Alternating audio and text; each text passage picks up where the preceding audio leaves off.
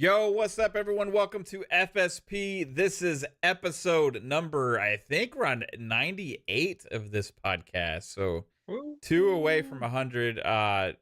Couldn't do last week because internet, which really Oh yeah. sucked. But hey, we're good this week. We're here. We're live.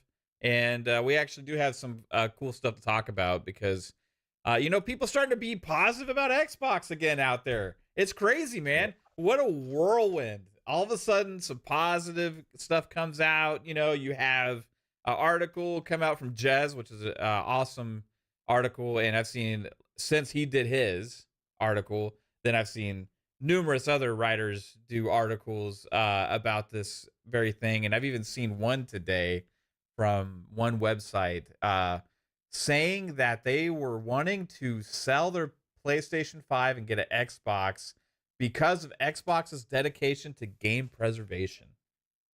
It is crazy. And it's weird that we're seeing all these articles in a world where everybody was so concerned about the future of Xbox even existing just like a couple weeks ago. But that's where we're at now, and we're going to have some fun giving Jez his kudos for writing an article that kind of caught the internet by storm a little bit and gave talking points and kind of set, I think, a lot of things straight. And this is also due to some things that actually happened within Xbox as well. So there's some actual news there. But yeah, it's absolutely a great time to be a gamer. And we're going to talk a lot about those aspects because it's something that's been important to me and talked about numerous times on this channel, even dating back to like one of our very first videos.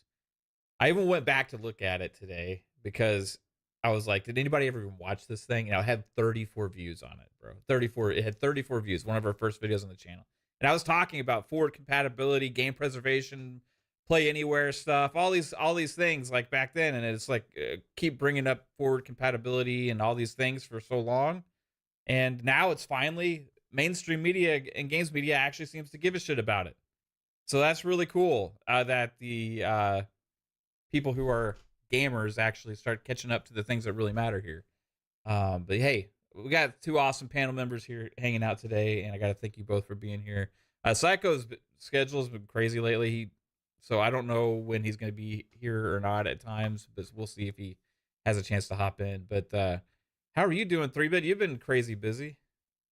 Yeah. Oh, great. There we go. Oh, All of wait. a sudden you cut out like you were fine, and then I say, and I just the very second I do your intro, like What happened? you just froze, just Yeah. for a second. Am I frozen right now? No, you're good now. No. But it was like, hey. Maybe I did that on purpose. Yeah, I don't know. Anyway, Yeah. Okay, that actually got confused. I thought Yeah, I got you. What's up, man? How you doing? I'm good, man. Yeah, just been planning wedding stuff. I've been busy at work.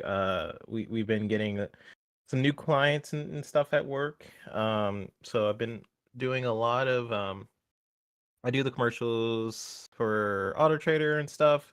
So yeah, it's been busy. Unfortunately, I had to cancel Pixelate Echoes this Sunday, but we're gonna have a cool show Wednesday. So do stay tuned for that. And yeah, I'm excited to talk about this because this is something we've been kind of talking about for a while, like where what Xbox is doing in a lot of different spheres of like forward compatibility and making sure you own your games and different stuff. We've kind of been diving into these topics, and now the mainstream media is picking it up. So we'll definitely get into that. It's gonna be cool. But yeah, thanks for asking, man. It's been a busy week, but it's been good. Yeah, 3-Bit hangs with a different crowd as celebrity friends and stuff, and doing all these like crazy work things. It's like feels like it's a fantasy at times, like things you get to do, people you get to meet. But it's 3-Bit, man. And yeah, it's cool. It's cool to hear about the stuff you behind the scenes that you don't tell other people. Yeah, they usually get the general version, but you guys get the actual it's details. cool to hear some of the stuff, man. Super proud of everything you're doing, bro. Yeah, appreciate it. Fuzzy Belvedere, the one and only, always here hanging out here on FSP, on Xbox Ultimate, all the shows. What's up, man? How's it going? Oh, it's going great. Been trying to kind of stay off of Twitter because between some doom and gloom and then some, highlight stuff, and then like 30 frames was okay a week ago. Now it's not okay. And then it just, I don't know. It almost feels like everybody take a blue pill today, or was it the red pill? Let me check Twitter. It's red pill day. Shut it down, shut it down. Yeah. But nah, for the most part, just having fun, playing some games. Hellblade 2 talk has got me revisiting Hellblade, which I'm kind of salty that the Xbox console save didn't carry over to PC. Mm. I'm already as far as I was on Xbox as I was on the PC right now. Still haven't finished it on PlayStation, but I'm probably further along on the my first order on PlayStation. But want to at least get the achievements wrapped up before 2 comes out next month. So having fun with that. Yeah, right on, man. Either of y'all, I don't think the eclipse went directly. Did it go over directly over Pennsylvania, or I know here it did. Like we had total eclipse, but It was supposed to Yeah. be, but I didn't want to bother. Like I've seen enough eclipse in my lifetime right, that it's like, oh, another one, and watch people look at the sun and then burn their retinas and yeah. yeah, Supposedly today, like on Google, like the search trend of like why do my eyes hurt like skyrocketed. I saw somebody post that today. I thought it was hilarious. What about you, three? Did you see the eclipse today? No, I didn't feel like Guys, getting the special glasses for it, and right. then it was really foggy outside too, so I don't even know if I could see it in the area I was in. Uh Like huh. there was like complete fog, so I was like, well, dang. Like even if I wanted to see it, I don't even know if I could. It But was it was crazy here because we were in like the line of totality. You know what I mean? So it hit Dallas at like for total eclipse at like 140, roughly. And so we didn't watch the whole thing because the whole thing lasts like 2 hours, right? But we like went out there about like 5 minutes before the total eclipse. So we had the glasses and stuff, but I'd never seen this before, like a total eclipse like this. Like yeah, this was nuts, dude. Like I mind blown did the kind of whole thing. thing was Oh, your it's whole like street it was started? like a movie, bro. Like it was like a thing you would see, but and you can't you got to when it's not in like total eclipse, you got to look with the with the glasses and stuff. And there was like some cloud coverage and things like that here in Dallas. So, but it was like thin layer of cloud, so it kind of helped to be able to kind of look. But I got to admit, like I when it was total eclipse, I just took off the glasses and I didn't like stare at it, even though it may be safe to. I don't know, but I just kept like looking up at it and like looking back down, looking up at it, like, and it was crazy. But like it was eerie too because right before the eclipse, like the total eclipse, like we live kind of close to some woods, and all the coyotes and shit started howling. So Wow. you could just hear it was just like just a shit ton of like coyotes and either dogs are outside or whatever just all start howling, and then all of a sudden you see it and it's like nighttime outside, and you look at it, it's just this like ring, it's just a fucking ring, and it's just it looked crazy. But even crazier is when it comes out of the total eclipse because there's like just a little sliver and it gets so fucking bright, bro. Just like that little like millimeter of sun that pokes out. Yeah. It's nuts, dude. It was It crazy. looks sick. Like some of my friends saw it, and I guess they live in more different part of Atlanta, I guess more south than me, and they saw like it perfectly, which is really cool. Um, but yeah, I mean, I guess I gotta wait 20 years Yeah, I don't for know. the next. Like the last one that was like this here, at least, was like in 1979. Oh dang! So yeah. talking about 45 years. Is it just like in different, I don't know, parts of the United States that it will show up in, Well, or for the totality, it follows like a path because it's like from yeah? whatever your angle you're at, I guess. You know what I mean? So like Right. there's a totality line and it just happened to Mm. go directly over like Where Dallas, it's like Fort Worth yeah. area. Wow. Yeah. So, Okay. but You got some pictures. I mean, pictures won't do it justice, but it doesn't. I took one picture. You're not really supposed to like have your camera lens just aimed at the sun either, you know. But like, I took I got one picture when it was in total, but it doesn't do it justice. It doesn't look like anything like what it looks like looking up, you know, with the naked eye and stuff. Yeah. But I usually don't care about shit like that either. You know, I'm just like whatever. It's But this was different. Like this was pretty crazy. I'm glad I saw it. Nice. Yeah. Now, will you have superpowers in the morning? I'm waiting to find out. My eyes are okay. I think about Jasper when I was watching the eclipse because that's something like he probably would have freaked out to see, you know, because he's a space nut, you know, and it's like once it was so long, and I know where he's at right now, right? I think it's pretty close to totality there, and I'm wondering like if he's able to see it. So, but yeah, probably because in what he's doing, they would probably be like, all right, 5-minute break. Yeah. I think so too. Brett Bingham says the next eclipse is in 2046. Oof. Yeah. Gonna be some time. Sure, the next Xbox will be out by then, right? Yeah, I'm pretty sure there'll be like 2 or 3 Xboxes. What will gaming be like in 2046? We missed the boat on that. On that topic, we could have just done that as the main topic. Like today's 2024. Good segue. And we had a total eclipse today. Like, in 22 years, what will gaming be like? That when the next by the time the next eclipse. Do you think you'll still be podcasting by then? You have like the 5,000th episode of Fun Speculation. Longest running, most popular, biggest speculation channel of gaming and other things out there. Yeah. You think we can make it happen, guys? I mean, I'm gonna do it as long as I can. You know, it's fun. You know. Yeah. So I might have the shakes by then, because that would be what might be in a wheelchair. Right, guys. 70 something by then. I'll be 62 years old. I'll still be gaming at 62. Yeah. Be like, you think? Can we go back to the physical age of gaming and the way it was? I remember.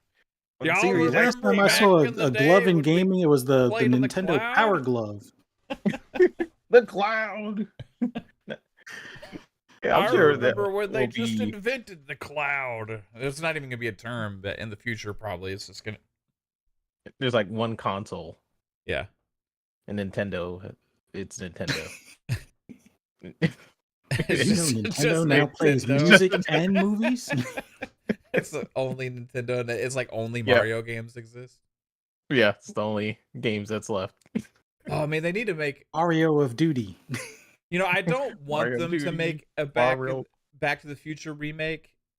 Like, but at the same time, if they really like tried to really do it right, I'd try and think about the stuff they would put in the future. You know? Yeah.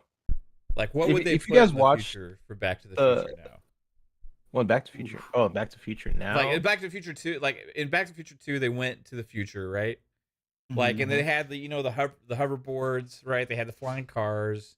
You had the lace up sneakers, the self lacing sneakers and shit. You know, you had holograms everywhere, stuff like that.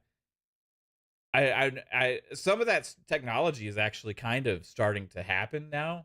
You know, like you see the billboards are like in some of the bigger parts of the city, like you see videos of it where they have like the holographic almost kind of like images coming from the screens, right? So you have like that. They actually made those kind of sneakers. I mean, it's not really for the market, but just to fucking play with it for the Back to the Future anniversary. And I can't remember, but wasn't there like some actual hoverboard thing that like people were using like with a few years back? And now it's not like people riding around all over the place and stuff, but there is actually a product out there called hoverboard or whatever that people or what is it, hover or some shit. They I know with the 2 wheels the military. they roll around on. Yeah, they were looking at it. They were actually like looking at the plan for this first Spider-Man film. Green Goblin had a hoverboard, and I remember the military somewhat got involved. Like, do you Yeah, actually yeah. have? I remember that being an article or something. Like they wanted to know how that worked, and with Green Goblin, and I guess at some point they figured it out or something, because we do have like Yeah. forms of hoverboards. It usually Well, you it's see the attached guys to over a the wire or water, something. you know, like with Yeah, Mhm. those, right? that's what I'm Yeah. thinking of. Like you have those. There's some where there's like huge jetpack Mm-hmm. attached to like your arms, and then they like balance it. And it's still wired, I Yeah, think. yeah, yeah. You're like connected to like a long thing. Yeah, like a Yeah. long cord.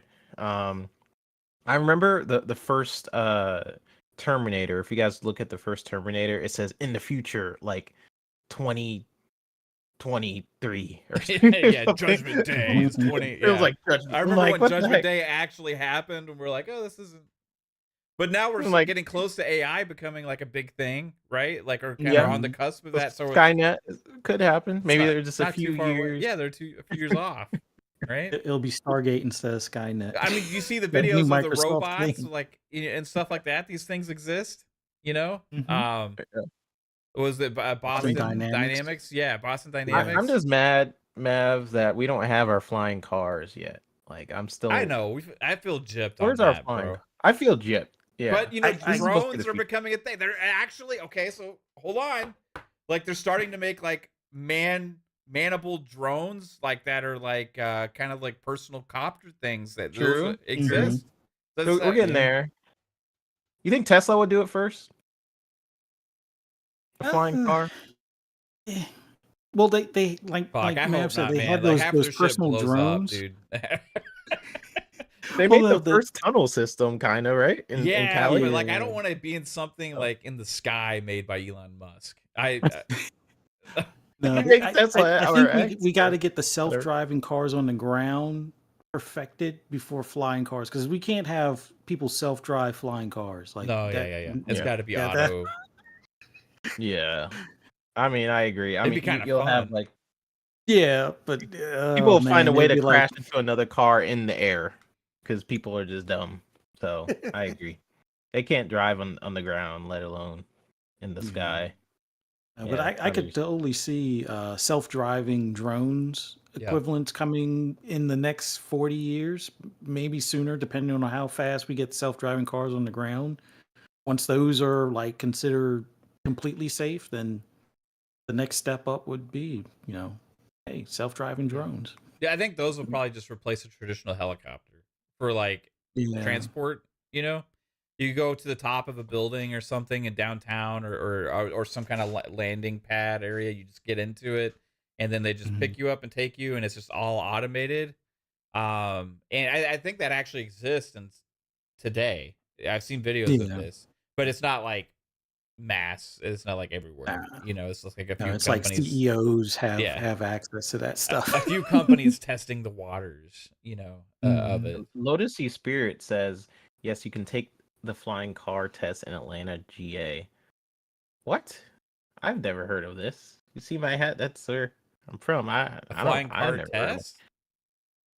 Is it the Um, drone thing that I was talking about, or is it like he's gonna have to clarify that. I've never seen anything yeah? on it. And Um, then someone said that Nintendo JB earlier. I was laughing at that. JB was saying Nintendo might hit 1440p by then. He was talking yeah, by the time we have our 5,000th episode. 5,000th You know? episode. Yeah, Yeah. that would And someone be said your daughter could take over. That could be Sure. like passing the mantle. You know, man. She would that be. that could be. That's what year is it? 2046. That's in 22 years. So So she'd be that's 34 years old. Oh my god, Yeah. older than you, three crazy. bit.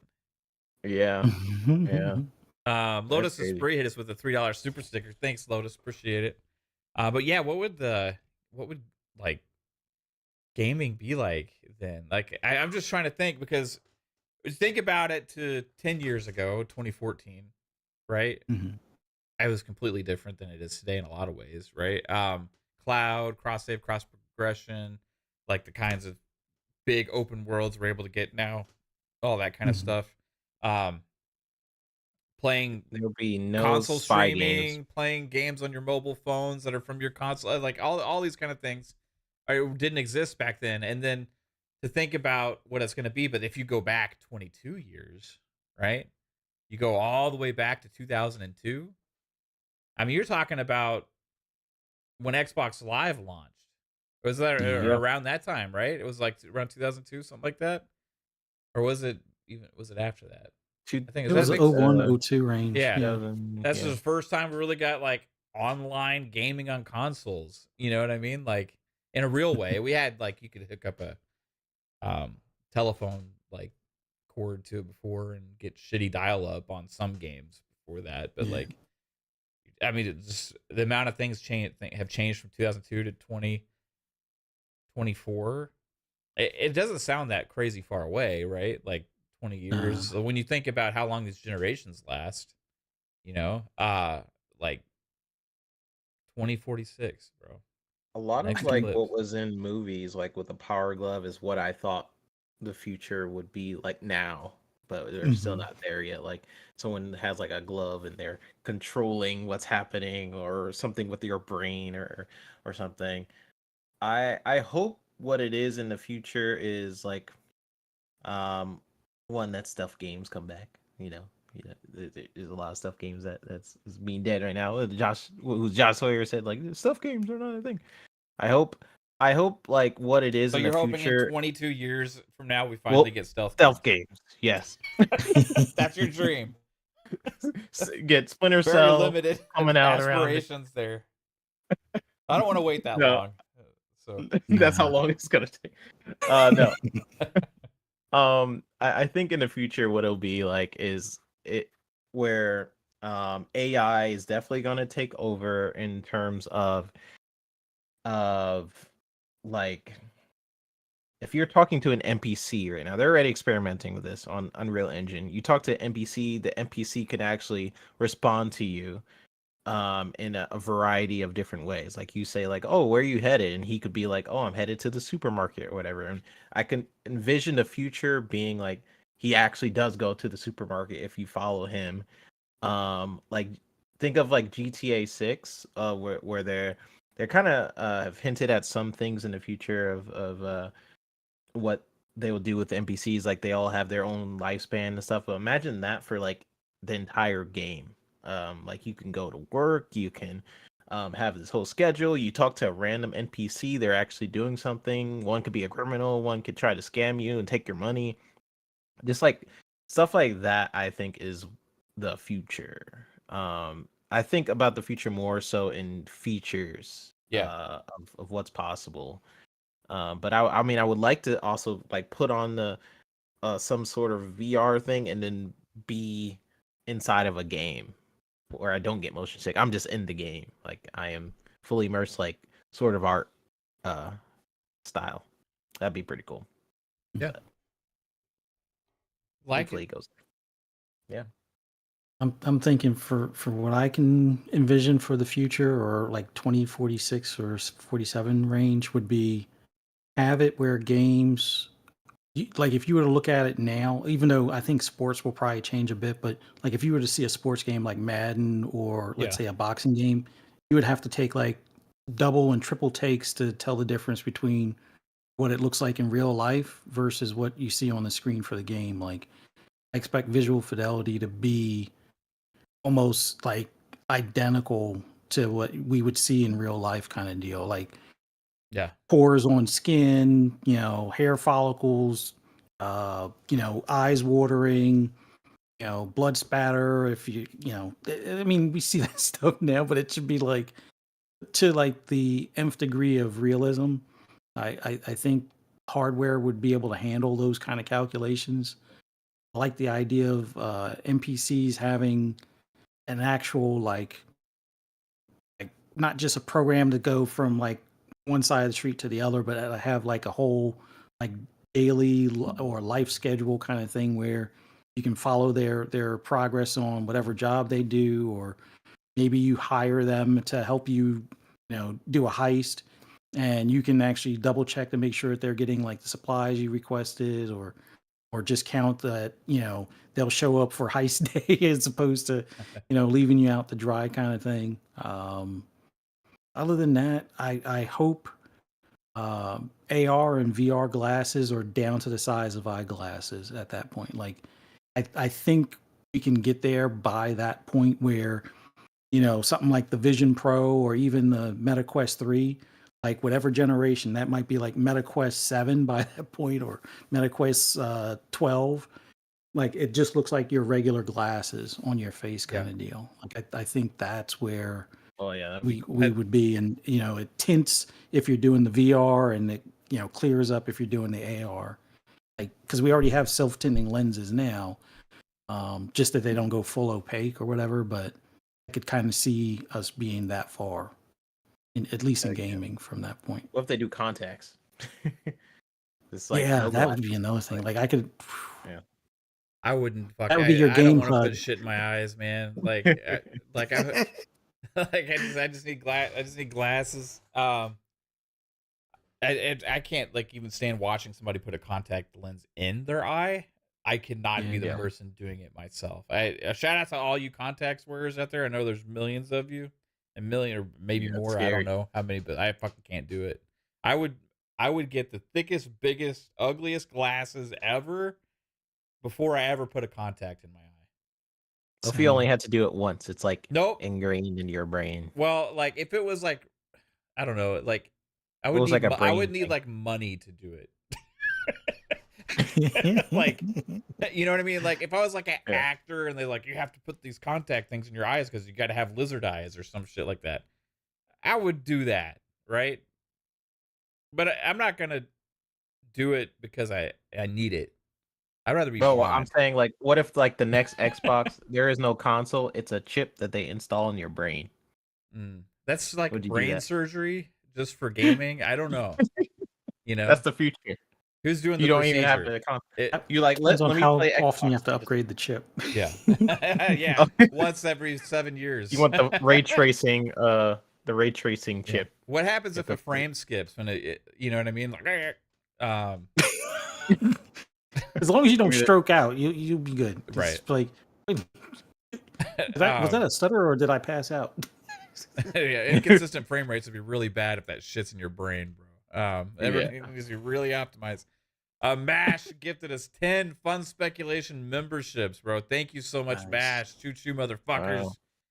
What Mach is that? What does that start for Pong usually? Like a 3.5? We had a 3.5. 3.5. Yeah, we'll go with the 3.5. Choo motherfucker. Thank you, Mash. You're absolutely amazing for the support and everybody that's here. For me, okay, I try and think about this. Like, I'm thinking while you guys are talking, and we're like I'm looking at all the on the cusp technologies today, right? Like Fuzzy was talking about the glasses, like Apple's already kind of doing that because they have the like Apple glass things and stuff that. There's rumored that they're doing some Connect thing, I think. Yeah, I saw Oh, something. yeah, with the Apple I didn't TV. bother looking at that, but I seen it in passing. they have like AR for glasses now that you can put on and like look like regular glasses. They also have the new Apple Vision Pro or whatever people are wearing out driving around and all that kind of stuff too. Then I think about where the cloud is, and kind of how the internet infrastructure and all that stuff's going to continue getting better. I kind of feel like because the technology for having this kind of wearable or like augmented reality type stuff is going to keep getting better, that's going to eventually be kind of like a transition thing. I'm even questioning in my back of my mind, will we be buying like TVs like that in 20 something years? Like what will we be using for displays? Will everything be projection based because like the technology for projection is just like this little disc thing and it just shines on the wall and like you don't have to buy these big devices and stuff like that? And then if they do that, like can they just have like a piece of glass there that like projects the image from that too as well? And if that's possible, can they do cool things with like three-dimensional things and stuff? Because you already see some of these TVs coming out now where they have like Like it's not just like 3D, but it's like it can go see through, you know, Yeah. and you have like you can see through it and it creates like images of like actual looking things that you it looks like you can go in there and grab. And like 20 something years, where does the other technology around us go that affects gaming, right? And Mhm. I think the key factor is the kids today. They're going to be the main people that are buying and consuming at that point, right? Not just for them, but for their kids, you know, as well. What direction makes the most sense for that group? And that's what these big companies and tech companies are all looking at right now. You know, like these Gen Zs and all these other kind of things. Like, what are they? What are they like? Because that's what the technologies they advance and then they market for. I just think we're looking at a very vastly different world in the future, and it's going to be a crazy Yeah. transition to get there. And gaming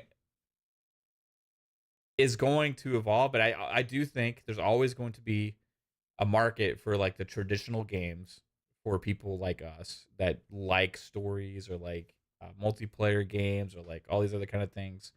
I just don't know if there will be like a console to play it on.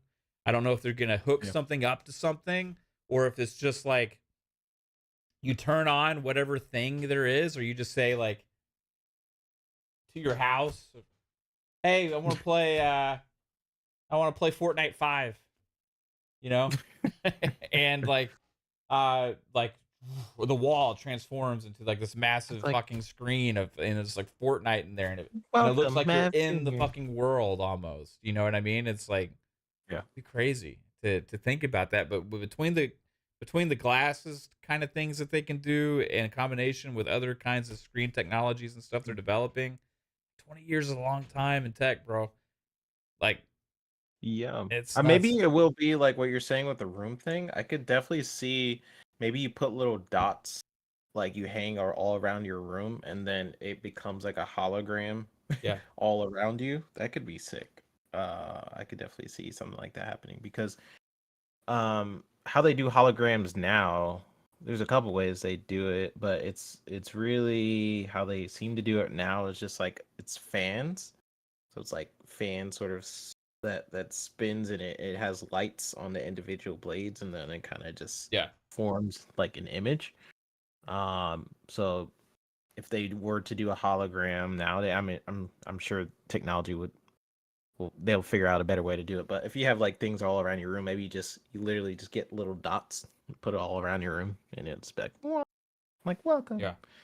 And I'm sure there's going to be another genre of a game that we can't think of right now because you think of how the most popular games from like the PlayStation 1 days till now.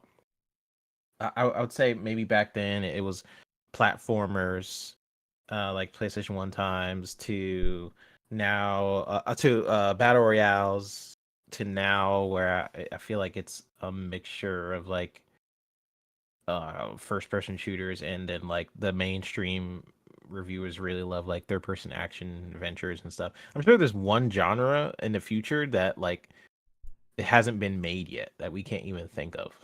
Um, that would be interesting. Yeah. New genres are going to exist for sure. You Yeah. know, it's like more immersive things. I think different takes on stuff. Like I don't know. It'd be crazy if the world that like Xbox tried to bring to life with the Connect and stuff back then became more of a thing, where it actually works and the games look Yeah. good, and you don't need an extra device or anything. It's just like there somehow magically. Um, but like all these other wearables, I think are gonna be interesting in how they can play off of that. Like the glasses, I do see a future where everybody's gonna have something that the glasses are just gonna become a common wearable thing, right? And it's gonna be augmented reality, and it's gonna kind of replace like your phone in a way, you know, because we all keep Yeah. our phones in our pocket and all that kind of thing. But like, it just makes sense. When you leave the house, you put that on. You know, if you need it for sunglasses, you got it. So Pong will be happy, right? Um, or if you need it to like improve your vision. It would be crazy if you could like set it to a certain setting that's like for the optometrist or something recommends, or like, um, and then you have your AR stuff you could display for your messages, and then it could transport into a gaming device. You know, Yeah. transform into a gaming device. That'd be pretty sick. We'll see. Oh, there goes Oh. 3-bit. Yeah, 3-bit doesn't like that future. Yeah, asshole says, imagine the porn in that world in 2046. It'd be like Total Recall. Yeah. That'd be like a women with 3 boobs and stuff. You know. Yeah. I don't know, man. What is that? What's going to be different about it in 2046? Has that changed that much in the last 20 years? I don't know, man. That's funny though. All right. So while 3-bit's heading back, I did want to transition this into something that actually is kind of fits with the conversation, and that is this article that Jez had written about Microsoft's commitment to game preservation. Because one thing Mhm. that's important, right? We live in this digital age now. Whether you want to fight against it, you want to be Mr. I'll only want to buy physical forever, you know, you want to be that dinosaur. That's cool. I understand, you know, but technology, digital age, and all that stuff is happening regardless of how people feel about it, right? So, an important aspect to make sure, hey, through what's up, That was that weird. we're protected as consumers for that is game preservation forward compatibility. And that's something that's been really important to me. I've been thinking about it a lot. I think there needs to be more things from the for all the things that the regulators try and fight against and all this other kind of stuff, like digital rights for digital ownership needs to be like a bigger priority. Because of the way the world has changed so drastically and so fast over the last like 15, 20 years, where most of the content that we start buying, especially from these like entertainment media companies, is no longer physical items. It's mostly digital, right? So for consumer protection there, that needs to be really looked at. So that way we don't lose the ability to play things or download things because licenses expire, or all that kind of stuff. And we need assurances that what we pay for will be ongoing in the future. And we need more ways to be able to share, trade, resell, all those kind of things as well, right? Because what we buy should have some kind of value to it, besides just our own personal enjoyment. There's a million ways they can try and tackle those problems. I don't know the right solutions. I do know that anytime somebody tries to come up with an idea to further this, and to where it makes sense for the businesses as well as the consumers fight against it, right? Mhm. And it's not as much as we want everything to be like, hey, just give us everything, like a complete ownership. Just give us the files. It's ours. You know, all that kind of stuff. It's just not a realistic world that we're going to live in, with the businesses having to make sure that these things don't get pirated or people sell and trade them like between each other. So that there's going to have to be some kind of figuring out how to handle that. Xbox tried to do it before, at the launch of the last generation. Such huge kickback then because maybe it's a little too early, you know. But now people are starting to come around on the idea that, hey, having some kind of rights to your digital content is an important thing, and also for the future proofing of that content. So Microsoft, just like the other things they're kind of ahead of the game on because they're one of the biggest tech companies in the world, is saying and doing the right things now. And I guarantee this stuff's already been in plans or thought processes of them for a long time. But now they're actually kind of forming teams to ensure this as technology changes for the future. So let's get into this article from Jez Corden, Oh, from Windows Central, who shout out to him because his article prompted GameIndustry.biz and other articles from other gaming websites to talk about this because he was the first one, right? And it became a big talking point. And I honestly don't know if the other sites would have even cared to talk about this if Jez didn't have the scoop on it. So this is from WindowsCentral.com. Xbox president Sarah Bond has set up a new team dedicated to game preservation and forward compatibility. Been using that term for a long time here for me personally. Games media has not been using the term forward compatibility a lot. but I think it's been important for them to make sure that they make games that are going to work in the future on other devices. So that's what they're talking about here. The backwards compatibility program will continue to future Xbox hardware. What you need to know. Per emails received by Windows Central confirmed by Microsoft as genuine, Xbox President Sarah Bond recently briefed her team on various topics. In the email, Sarah Bond reiterates Microsoft's plans to build new Xbox hardware focused on delivering the biggest technical leap ever in a generation. That's doubling down on that same statement before as well, which is cool to see. Sarah Bond also revealed that Microsoft has set up a dedicated team to future-proof our digital game Xbox game libraries across future hardware paradigms to further build on Xbox's strong history of delivering backwards compatibility. So that's interesting there because you're talking about future proofing. It's not fixing the problem later, right? If you just worry about things later, a lot of times you're left like with shit. We can't afford to do the things necessary. It's not worth it for us as a business to do. What's the consumer outrage going to be if we don't do this? But if you take this as a priority now, you future-proof things, I think it's setting the right standard for what needs to happen in the industry across all platforms, right? For digital rights for game ownership or for game libraries, as you will, I guess, because we don't technically own our games, whatever. So additionally, it's revealed that Xbox has become Diablo 4's most prominent platform since the game's inclusion into Game Pass, which is very interesting also. That ticked off a lot of people. Yeah. So that's just the top notes here, but let's get into the article. Sarah Bond was promoted to Xbox president a few short months ago and kickstarted something of a reorganization to streamline Microsoft's gaming organization to position itself for the future. With Activision Blizzard now acquired, Xbox has become something of a gaming powerhouse with huge platforms across Xbox, console, and cloud, PC gaming, mobile titles, and subscription services.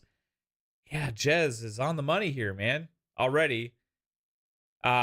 Because as everybody was saying, Xbox was in trouble, right? What have we been talking about for like since January, Fuzz, 3-bit? Like everybody's doom and glooming Xbox. Like, oh, Xbox in trouble. Xbox gonna shut down. Xbox this. We're like, guys, I just fucking bought ABK. Like they're not in trouble. They're just not like maybe not what you think of them as, or maybe they're transitioning. But like just on the money, Xbox is something of a gaming powerhouse now. They're one of the.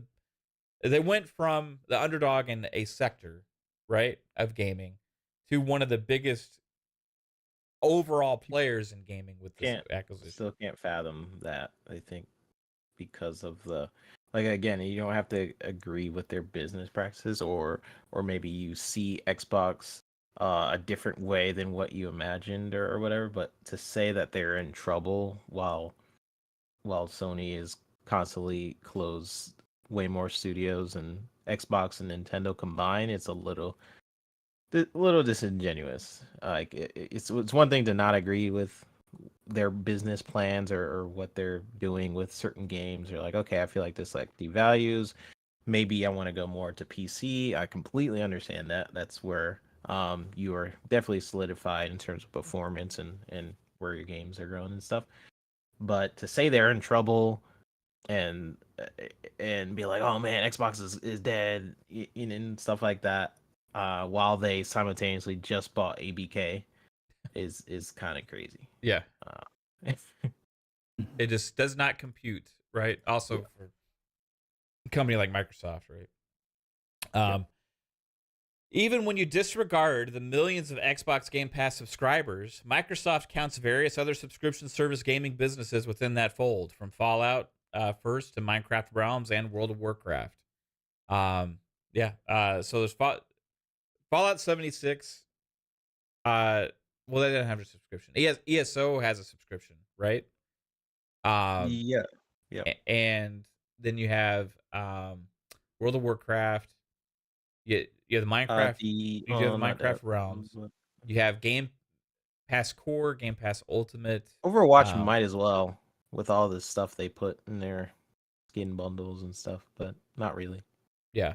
The one that's interesting out there, it's not, obviously Microsoft, but is Fortnite. They have like a subscription, for like the And Fallout skins. 76 has one, I think. Does Fallout 76 have a subscription? Or is I it thought just, it did. Did it? I don't know. Didn't it have? I can't even remember, bro. Like an option for one or something like that. I don't know. I thought they did. ESO does. So Yeah, I know anyway. for sure. So Yeah, I know Minecraft does. ESO does. Oh, Whoop Mustard said Fallout 76 has Fallout First. Is that what it's called? Is that? Oh, that's Yeah. what he's saying. It's what Jez said. I didn't even know it's called a thing. Fallout Oh, First. yeah. Okay. Oh, yeah. Yeah. So Fallout First to Microsoft Realms and World of Warcraft. I had no idea. All right. So the complexity of the Xbox business is doubtless a huge challenge, but there are similarly huge opportunities ahead of the firm. To that end, Sarah Bond recently sent out an email to rally her troops while also sharing some interesting bits of news in the process. Microsoft has confirmed to us the correspondence is genuine. It's been nearly 6 months since we came together as an organization. Our collective achievements in that time frame are tremendous. Everyone should feel incredibly proud of what we've achieved and excited about the opportunities ahead, Sarah said. We are moving full speed ahead on our next generation hardware, focused on delivering the biggest technological leap ever in a generation. Again, like that is like, what's the previous biggest technological leap ever between generations, you guys think? From 16-bit to 32. Yeah, going from like traditional old school cartridges to like disc-based gaming. Like PlayStation, you're right? PlayStation 1. To disc, probably, yeah. It was probably the biggest leap that I could think of. And then when I booted up the first PlayStation for the first time and I put some of those games in, that was, I think, the start of the new age as opposed to retro, like more retro. You know what I mean? I had a weird thought when I first played PlayStation 1 where I was like, games are not going to look better than this. Yeah. So That's crazy. Again, I kind of also thought that same thing with Sega CD. When you first saw, was it Joe Montana football? Like, oh, I yeah, was you're like, like, oh, it that's can't get any better than this. I mean, Yeah. back then it didn't seem like it could, but now, Yeah. you know, I mean, we had some games on the Hellblade. 64 that made me feel that way too, you know? Yeah. Like Perfect Dark on there, like looked really good for the time. Like NBA Live 2000 something was like, I was Yeah. like, these graphics are amazing. when I This saw was, like, Super Mario World, like 64, I was like, fuck. You know, but like the 64 and the PlayStation 1 kind of like were around yeah, the they same were pretty time. matched. Yeah. Yeah. Yeah, it was that 3D gaming revolution, right? And I think probably when Sony and when those two consoles kind of came out, like around that time, that was probably the biggest leap. I agree with you. Yeah.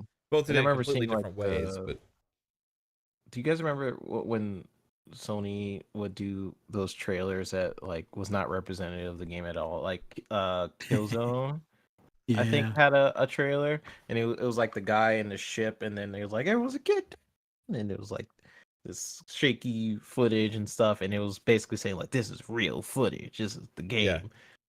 I mean, that trailer now we could definitely do as a game, but I remember seeing that like, whoa, this is the future, this is next gen, and everything in that trailer is like doable now, which is so crazy. That we went from like Yeah. CGI trailers being like a dream, like one day we'll get here, to like, yeah, that's doable. Like, dang, we definitely advanced quite a bit. yeah.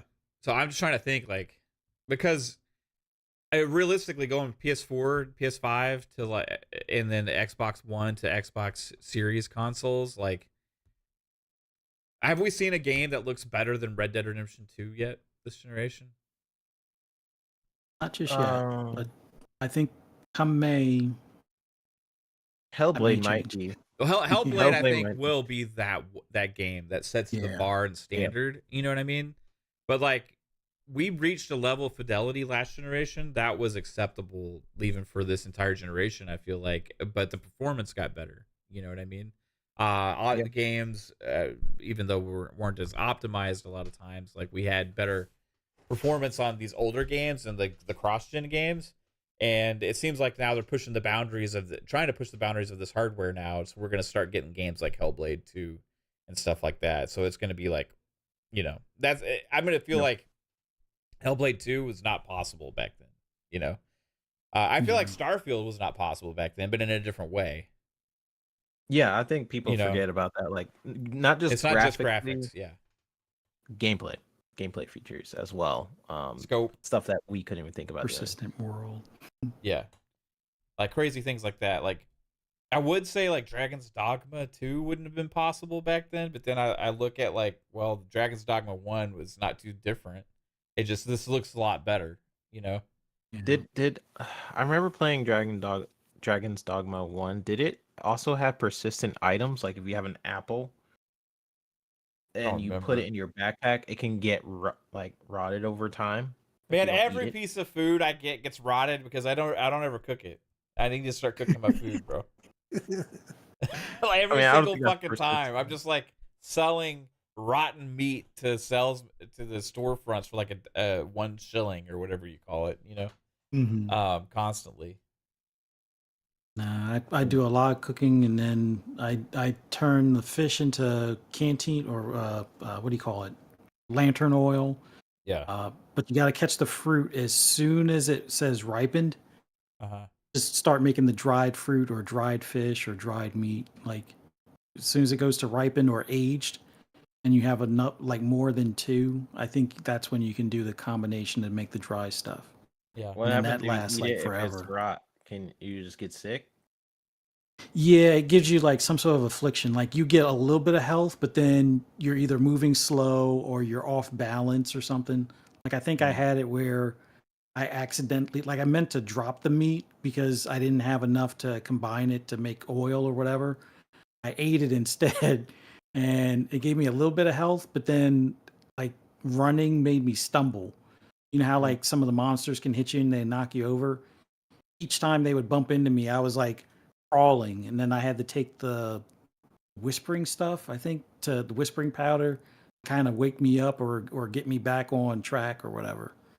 That Yeah. that that wound up healing me, but I'll Yeah. tell you what doesn't happen, 3-bit, is you don't get a cold. You don't get like a flu from eating bad food. It's over time you like walk slow. That's You just like, you. oh yeah, that was that's it. Never mind. It's an inside thing, guys. Yeah.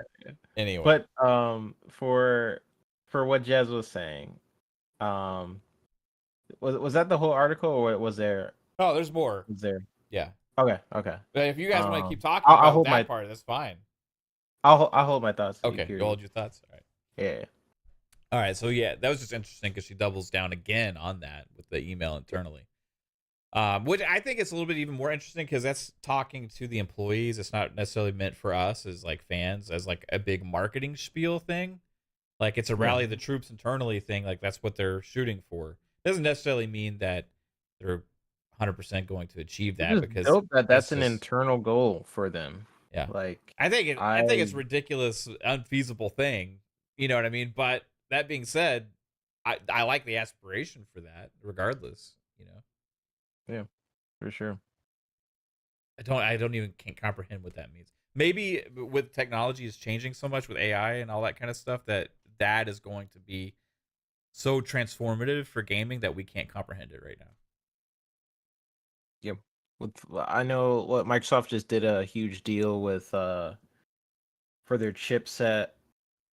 Is it ARM? I can't remember. Yeah. They just made a huge deal with like Intel essentially, which is why I believe whatever the next console is, I don't think it'll be AMD or maybe they have one more year or like their contract with AMD it's like maybe one more console, but for the most part I don't see their future being with AMD anymore.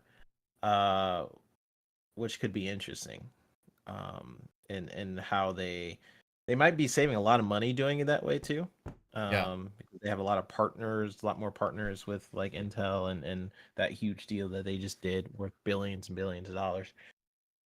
So whatever their next console is, it could just be like this has nothing to do with AMD, and maybe that is why in the email they are talking about like forward compatibility, making sure that whatever's with the Series X and going forward that it'll be good to go, and it works with the AMD to the um Intel chips or whatever they plan on doing. But I mean, AMD, I'm sure they have a pretty good relationship with AMD, so it still could happen. I'm just Yeah. saying, like, the future could be AMD-less, possibly. AMD. But who knows? We'll see. AMD-less, yeah. Further in, wait, hold on. I skipped this whole section. Sarah also touched upon Microsoft's innovations in gaming AI, understood to be a big part of Microsoft's vision for the future of Xbox. We were recently told that departing XM Tech lead and AI innovator Kareem Chowdhury was known within the organization for putting players and developers first. It seems that influence will continue driving Microsoft's thought processes on the tech. We are innovating in gaming AI focused on delivering player first, developer first value for discovery, engagement, and creator velocity. Creator velocity maybe meaning able to speed up the process for making games. That's only kind of what I would see that as. Further in, Sarah describes how Microsoft is continuing to work to integrate Activision Blizzard games and Battle.net into Xbox Game Pass and PC Game Pass. Microsoft brought Diablo 4 to Xbox Game Pass a short while ago in collaboration with the Microsoft Store platform team on the Windows side. Bond revealed that due to Diablo hitting Xbox Game Pass, Xbox has now become the #1 platform for the game. We are integrating Activision Blizzard King titles into our services. We launched Diablo 4 into Game Pass, and Xbox has quickly become the #1 platform for D4 players. Bond reiterated some of the other games on the horizon for Xbox. We are integrating with Battle.net, all while launching COD Warzone Mobile and preparing for the upcoming Hellblade 2, Avowed, and Indiana Jones and the Great Circle. Mm. They got a lot going on, guys. Yeah. a lot going on. But they're in trouble, so. Yeah, doesn't sound like it when you hear these internal emails that get leaked, But it's interesting, It's just them talking about themselves, amongst themselves. We're not supposed to see this stuff. We're supposed to be dooming and glooming. What was your first thought when you first read this email? Like, what was the standouts for you? For me, yeah, I just look at it as like everything I thought is just reaffirmed.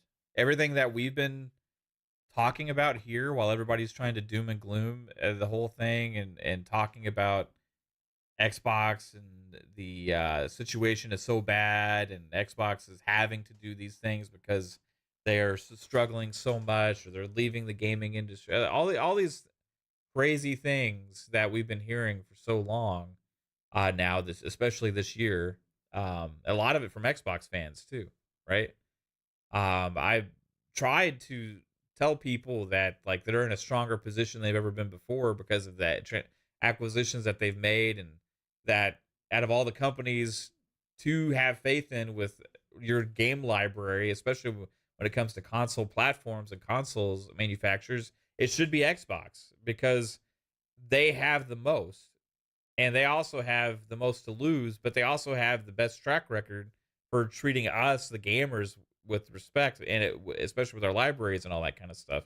And like when I saw this, it's just like, yeah, like duh, like this is what everything that we've been saying. This is what they're talking about behind the scenes. Meanwhile, people in the community like argue amongst themselves and are just like going ape shit, ready to jump off the fucking cliff over random things, like, and it's just kind of like, yeah. And it's just interesting now to see games media saying the same shit that we've been saying for months now because of this. But like the evidence was already all there. They already told us the same stuff at the business update event thing that they did. Like there's really no new information, like except for Diablo becoming the on Xbox, becoming the #1 place. But like everything else, everybody should have already known. And that's really my biggest takeaway. But it's just interesting how all of a sudden now it's like big games media, and I'm not talking about Jez because he's always like Yeah, been kind he's of always more fun. even kill a little bit on this stuff, but like the big games media like seeing this like, oh, you know what, maybe we missed the mark, we're gonna start talking about this stuff because it's Yeah, important for us as consumers. And I'm like, you should have been talking about this shit years ago. it's amazing how that happens. It's nuts, dude. It's I I don't think it's understand. because most of the game media they're not in the. It's so weird, right? Because their job is to be in the weeds and know about gaming topics, like the stuff that we kind of talk about on these shows. Their job is to know, but I feel like a lot of us know more than the people who get paid to write a lot of this stuff.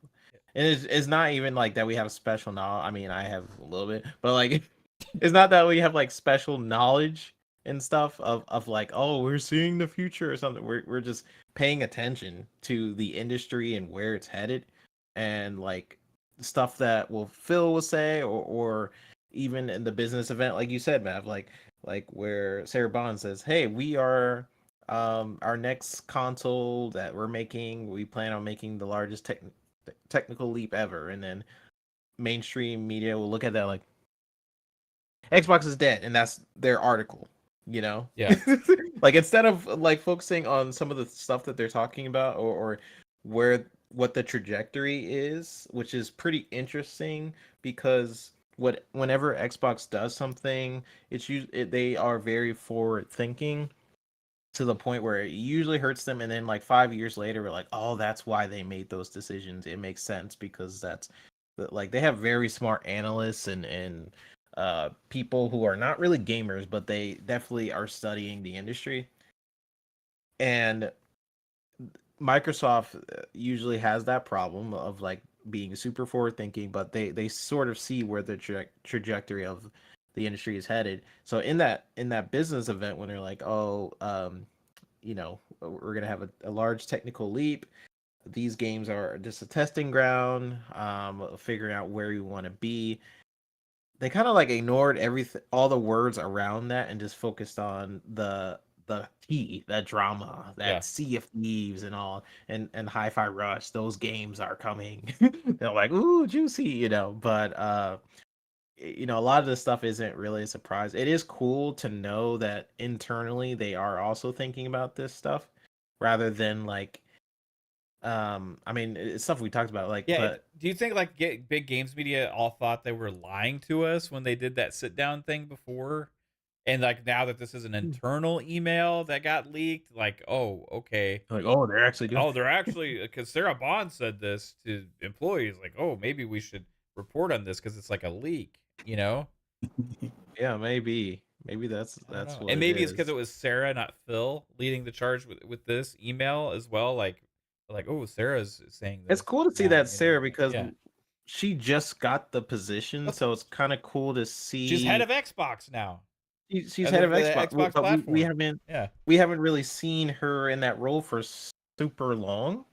So Mm-mm. it's kind of cool to see like she's starting to move some stuff behind the Yeah. scenes. Before that was basically Phil's job, right? Where he was the head of Xbox and the head of hardware, right? She also handling all the hardware, which was Phil's job. So we get to see what Sarah's vision of the hardware side is, and what her vision of Xbox is, and how that differs from Phil, or if it differs at all from Phil. All that stuff is super interesting to me. But we'll definitely Yeah. see. The big other thing is this, the transformation of the leadership, trying to organize everything and how to run this big monster that they have now, because it's like a different kind of company. Yeah. You have as much moving parts and pieces and stuff that they had before now is even bigger. And we're seeing more and more of that kind of take shape with ABK. And I feel like this kind of gives us a little bit more insight into kind of how that all like is being structured out with like Sarah's role. Phil overarching everything, trying to keep the thing from falling apart. Sarah leading the charge on, really pushing things forward. and with her team and them trying to work together to make sure everybody's on the same page. And I feel like a lot of the moves that they made, including Windows, including the Surface division, and all these things being under that same umbrella, is all kind of part of this like future innovation of how they're going to structure the future of this company going forward. And we're just seeing the very cutting edge of this now. Yep.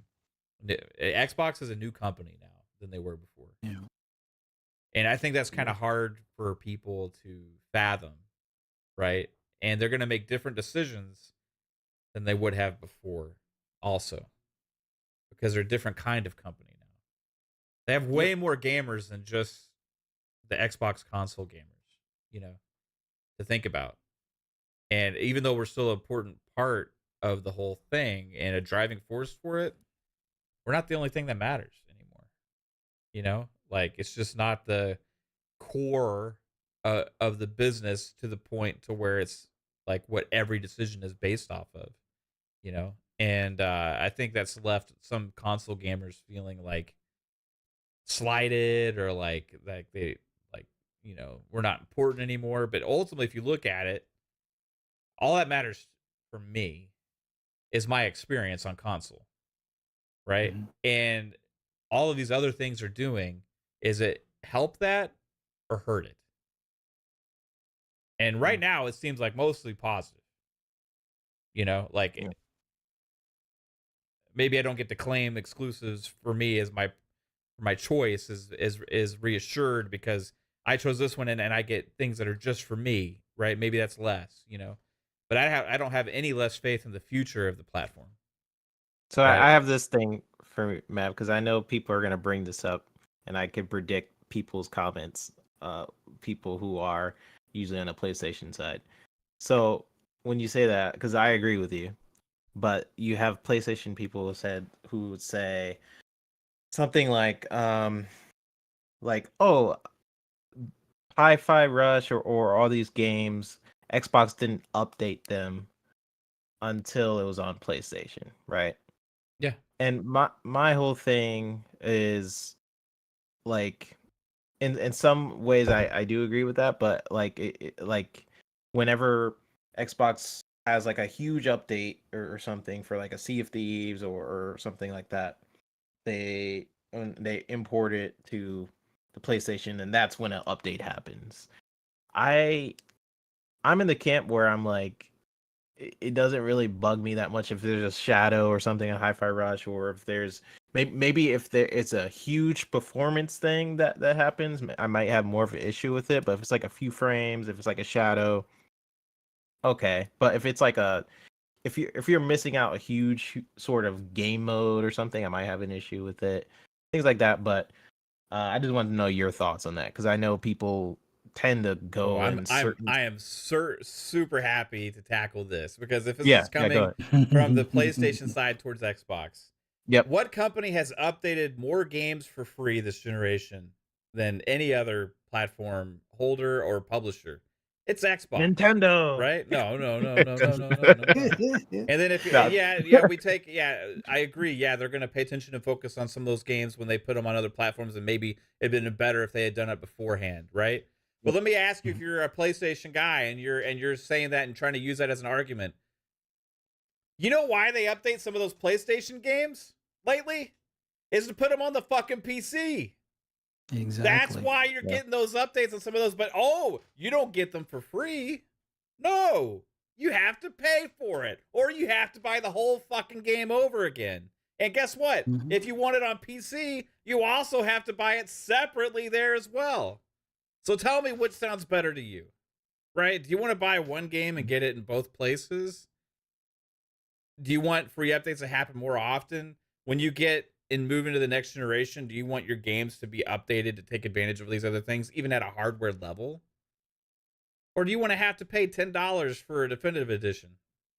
Or potentially $70 because that's not even offered to you again? Or do you want to have to buy a remastered version of a game that you already bought a remake version of a game that you already bought a remastered version of last generation? Yeah. I mean, Start get getting all real. remake. Yeah, I remakes. mean, Yeah. so yeah, that's my answer Good, to yeah. that.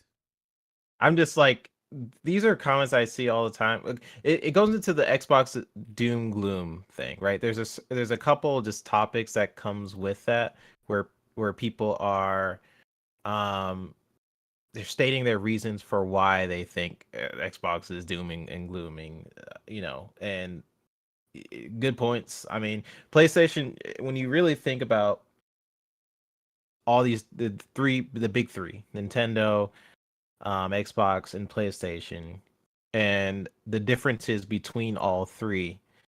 I think Xbox does a great job at splitting itself up with when you think about like what Xbox is, what PlayStation is. I think it does a great job of splitting itself up like with its features. Like what you just said, like you buy it once and then you can play it across the ecosystems. You don't have to buy it again. Like let's say Helldivers 2 was an Xbox game, I could have the expectation that Helldivers 2 would work right within day one on Game Pass, and then I would also have the expectation that it would work pretty well on PC too. So I can like play with my PC friends, jump, and then cross save whatever. I don't need a crazy subscription for it to Yeah. be cross save. So I know that if I play on Helldivers 2, if it was campaign, whatever, and then I jump to the Xbox, it will be like a seamless experience. There's like certain features that are in the Xbox that is why when all this talk first happened, I say I love the ecosystem. Yeah, It's yeah, because the ecosystem is that was one of the things I pointed out that I really liked. Oh, I don't know about this decision, but something I really like about Xbox is the ecosystem itself because of stuff like that. So you could say all this stuff about like, oh, what I don't like. I don't like the fact that Xbox is putting games on other platforms and stuff like that.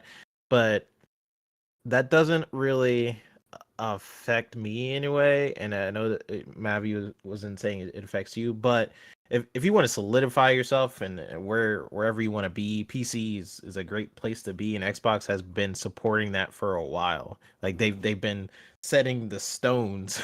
So if you do make a decision like, hey, I want to be on PC, Xbox has been setting that up since they basically started getting away from just having Halo, Gears, and Forza. They're like, oh, we're starting to make other games that's not Halo, Gears, and Forza. Let's start expanding yeah. out. That's a PC. So they've been doing Mhm. a good job at setting themselves up. I want Fuzzy's take on this next section. Yep. All right. So, did I already read this one? Okay. All right. No. Which No. Okay. part So yeah, you're next on? part. Sorry, I just lost my place. Recently, the preservation of games has become an increasing concern, as the shift to digital licensing models and online services has made it too easy for games to go permanently offline.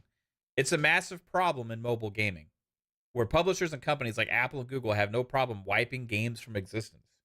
Even core platforms like Nintendo are known to shut down stores, offlining many games. Microsoft is closing parts of the Xbox 360 store this year for new purchases. However, hundreds of the most popular Xbox backward compatible games escaped the Xbox 360 and continue to live on the Xbox One and Xbox Series X and S platforms. It seems that now they'll live on even further. As part of the emails to her team, Sarah Bond revealed that Microsoft has now set up a dedicated team to ensure the future proofing of the current Xbox game library against future hardware paradigm shifts, ensuring that our games remain accessible long into the future. She says, we have formed a new team dedicated to game preservation, important to all of us at Xbox and the industry itself, Bond said. We are building on our strong history of delivering backward compatibility to our players, and we remain committed to bringing forward the amazing library of Xbox games for future generations of players to enjoy.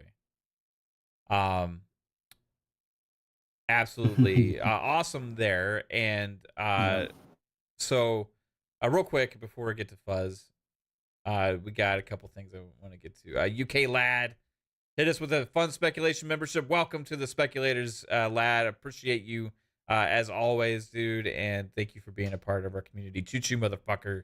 Solo tickets are not ignored here on the Fun Speculation Mav, you've been Network. putting some coal in the train. I've been Yeah, seeing. I've been putting some out Making there sure. for you guys out in the community. Got a little twice I put some little 5 gifteds out there for you guys. Trying to show you I appreciate you all for being here. So enjoy your emojis as well. But thanks to everybody here.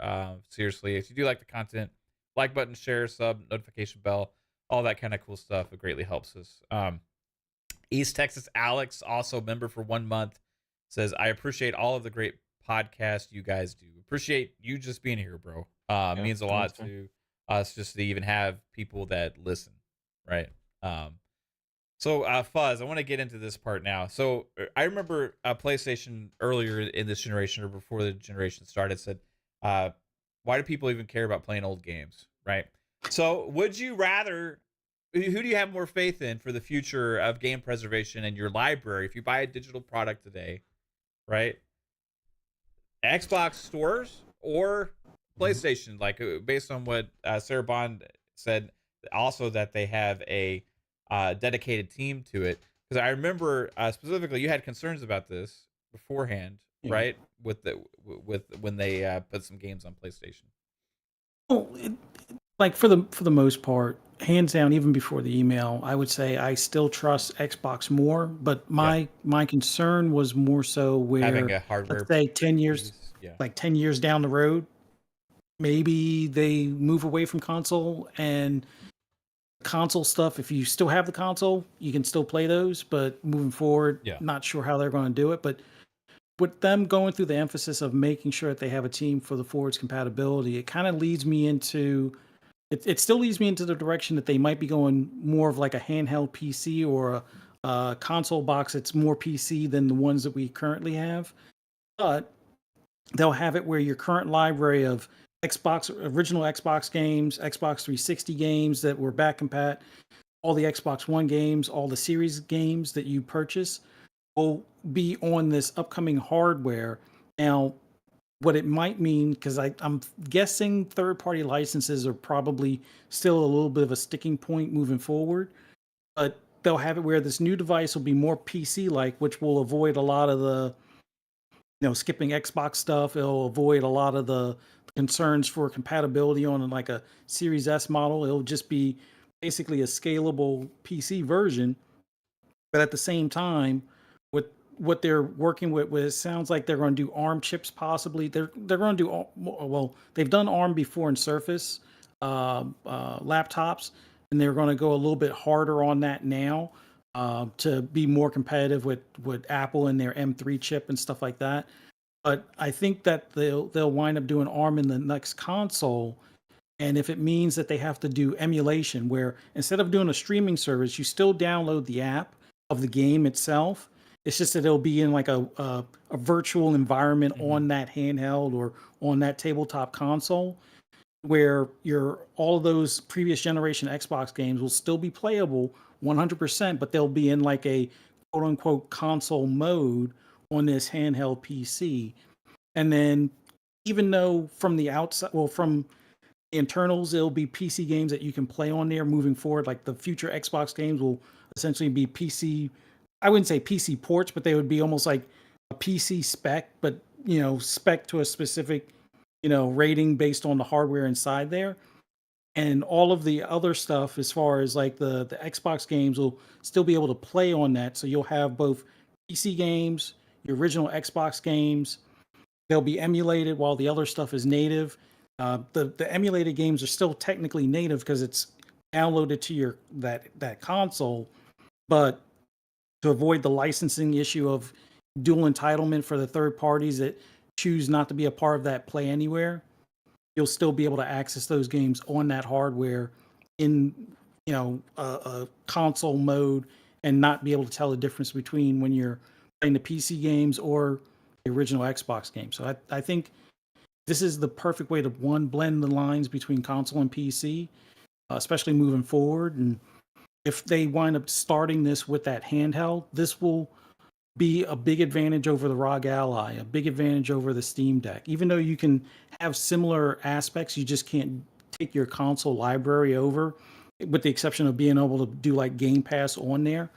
But if you're able to have your native Xbox console library on there while having new Xbox games that are like, let's say, more PC like, that's the best of all worlds. Plus, you'll have access to like the Steam library. Plus, you'll have access to Epic's library and all the early access games that might be in like a little curated like list, almost like the way they have games for Steam Deck. Like, oh, this one is certified for the Xbox handheld, or this one might have text issues as far as the text will be small. The Xbox handheld, and it gives you like a warning before you buy that expect these incompatibility things. But there's so many games that are on like early access PC that have controller support that would play fine on a console. It's just that either the devs are too small to port it to console, or they're still in the process of porting the PC, and that's their main focus before they even port over to console. So having that support team for forward compatibility is the music to my ears, basically. Yeah, I think you hit the nail on it right there. Like Yeah. I don't know what the systems are going to come up with, right? But it's just Mhm. important that it's important to them, Yeah. because like it's not necessarily important to Nintendo. We don't know that, right? We don't know that it's important to PlayStation. Obviously, they didn't even let you use a fucking PS4 controller on your PS5, right? Like Yeah. they're gatekeeping on purpose, like intentionally with some of those kind of things, right? Like the decisions that they make sometimes are just different with the way the business minds think there. And yeah, we obviously don't have all the answers right now because we don't know where the tech's going, but they've done magic before with emulation, like the 360 games were playing because of emulation, right? And we wouldn't know. Like it's the same experience pretty much, like when we boot those games up. But like, so whatever they do, like I think knowing that it's important for them is kind of the most important thing, because it should we should be protected with our digital purchases. Physical is like different. There's no answer for that. Right. You know what I mean? Like they would have to put a disk drive in boxes forever, and that's not going to happen. Like Phil True. even said, like the gaming consoles are really the last thing that has disk drives. You know, and we know that's going to go away. So eventually, like, and in Nintendo, we don't even know.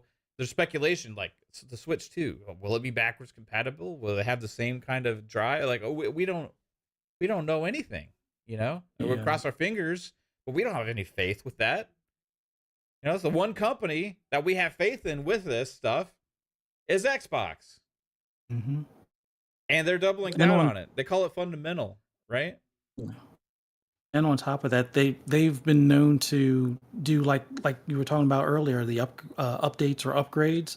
Like they've had the frame boost, they've had the auto HDR and things along those lines. So we can expect similar things, for the series software moving forward, and probably for even some of the later Xbox One stuff moving forward to the next hardware, where it's like, I mean, as long as the third parties agree to it, because we all know Rockstar is going to resell us Red Dead 2 again at some point at 60 frames, as opposed to letting Xbox do it for free. But a lot of the other teams will probably just be like, you know what? If it means more people either play the game or buy the game, yeah, go ahead and do it. And I could see that being the case even with the next gen. Yeah. Thanks. Well, you see like people kind of, I feel like a lot of people would toe the line. The people who are kind of towing the line on jumping to Xbox because of their either their allegiance to PlayStation or having Nintendo, and they kind of look at Xbox like, yeah, I'm not sure. I feel like the handheld is great for people who are kind of tiptoeing that line. It's just sort of the appearance. It's not like a full console, but it could be. If it depends how they do it. But for kind of those people, those I guess those people who are it's like the same audience, right? The consoles are the same audience every single year, so you're really fighting for the same however many what is it, like 100 million or however many million people are in consoles. You fight for the same number each time, which is why they are going into more so PC mobile space. But for some of the people who are just comfortable within their ecosystems and stuff, I feel like the handheld could be a good thing for people who normally wouldn't jump to an Xbox like hardcore console like the Series X. They could be like, oh yeah, I could see myself getting a handheld. I like the handheld Switch. This is like a more powerful Switch, right? Um, so they could do some really good marketing there, for sure. And then like Mav, you mentioned like fill and no disk drives. I mean, that's the future. I know a lot of people don't like to hear that, but I we don't really put games on the disc anyways. Like Yeah. you Yeah. go you buy a game and you're like, "Oh, that nice. I got the physical copy of a game." Do you really? I mean, you basically you put the disc into an Xbox or whatever, and there's like maybe what, like 50 megabytes on the disc now, or however many. It's not the full game. It's usually just a check-in for the digital download. So, I mean, we're just in a space now where um, digital is the new landscape. It's really a matter. I mean, PlayStation has a digital console. Xbox is seemingly going to do one too. We've seen some like leaked images of the white Series X. I've seen people argue like, who's this necessarily for? I still like having the disc, but I don't use the disc. I like having the option. Right. I only like having the option in case I want to play a Blu-ray or something like that. Like, oh, it's my other Blu-ray player. But if I was to be really honest of the last time I used it, I couldn't tell you when the last time I played a physical console in. But what to kind of what Fuzzy was saying, and where they're kind of headed. Um, I mean, again, Xbox has solidified themselves of where they would want to go. They really have a lot of options of and luckily they have proven themselves in the past.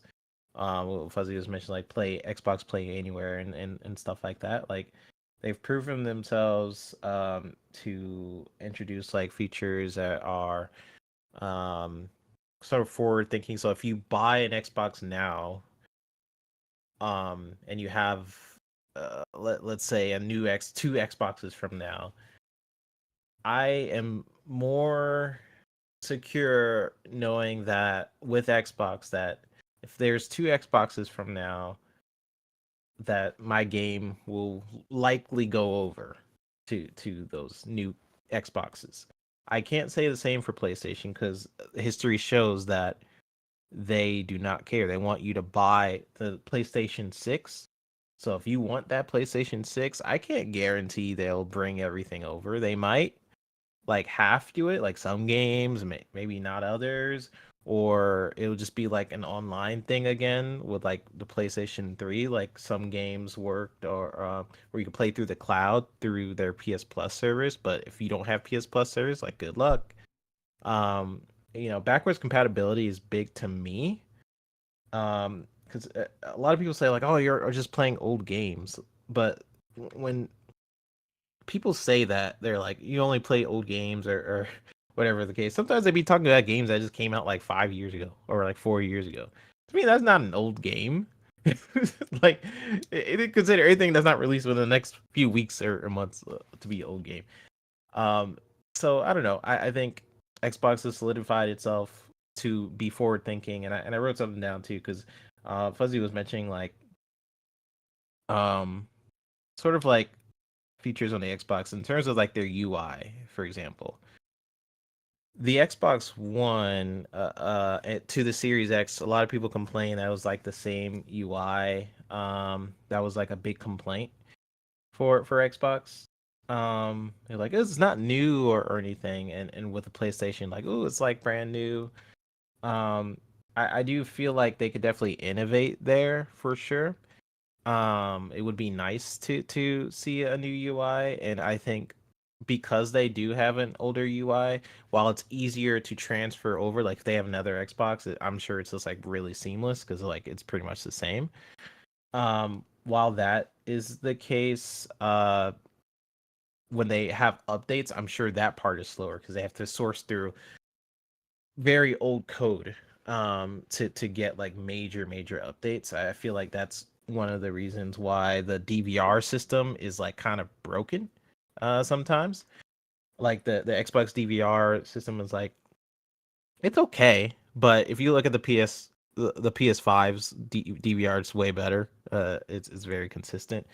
But it's like a pro and con, right? Like that's something that they definitely should work on when they do the handheld. That's something I keep bringing up. If you have a handheld, then that is a chance to start innovating on parts of the UI. You can't just bring over the UI from the Series X to a handheld experience and then just expect people to just be fine with it. Whatever they're doing for their future consoles, I think that's something they should definitely think about starting to innovate.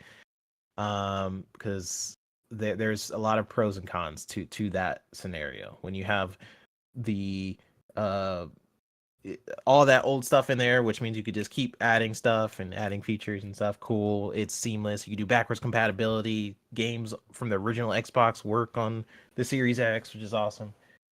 But then you get like something like the DVR being like crappy. So Yeah. I do hope when they do introduce the handheld, they can update that. But yeah, we'll see. We'll see. It's interesting all the things that they have to do and think about with all of the systems and Yeah. networks and like they Yeah, got you can't battle just drop a new one yeah and just be like, I'm done. battle.net, you got the Xbox store on PC, you got the console store, you have the whole infrastructure for Call of Duty as well, that like with free to play games, you have subscription services for like Elder Scrolls Online, you have this thing for Minecraft, you have all of these different things, and you have new games launching all the time, all these different developers making all these different things. You have new hardware to focus on, different kinds. You have to fix Windows to get gaming more unified across that as well. Then they want to tackle the handheld market, like all of these things. We didn't want to make a new controller. They want like there's so many pieces to this. You know what I mean? And like it, and we focus on like, damn it, we want that new DVR. You know what I mean? And like when you really think about everything that they do, and it's like, yeah, that fuck. It starts to you start to understand why some of the shortcomings are still there when they know that the problems exist, because like there's just so much that they have. But yeah, they need. I think there's certain things that they need to focus on, like the DVR thing, but Yeah. the handheld going forward is just going to be one piece, right? Then you have whatever the new console is. It's going to be another piece, right? And then what comes next after that? And then you have the PC that's going to be continuous, right? Then you have the cloud that's also going to keep evolving and getting better and stuff over time. Like Mhm. making the games playable on all these different devices, and when we buy our games, that it's going to be usable all these different places, um is the core, and they said this before, like fundamental thing about them as a company now, right? And I think that's going to be key going forward, because they're the only ones that do this today, like cross buy, cross progression, cross everything, right? And Yeah. that's why I get like frustrated sometimes when people give like all this doom and gloom shit, or like have don't they never get credit for any of that stuff. Nope. Like they Not really really. don't. Like any of that stuff, they led the charge on that. Even Game Pass, people always try and downplay it or like oh it's bad for gaming and all these other kind of things. And like I look at things like from my perspective or like as a consumer, what's best for me. It's a weird mind. I can't get into the mindset where you're just like Game Pass is bad for the gaming industry, Right. so I can't like it. Like I can't get into that mindset. A lot of like PlayStation focus podcaster people have that mindset where just like Game Pass is terrible, and then you're like, okay, why is it terrible? It's better than And then, PlayStation and then Plus.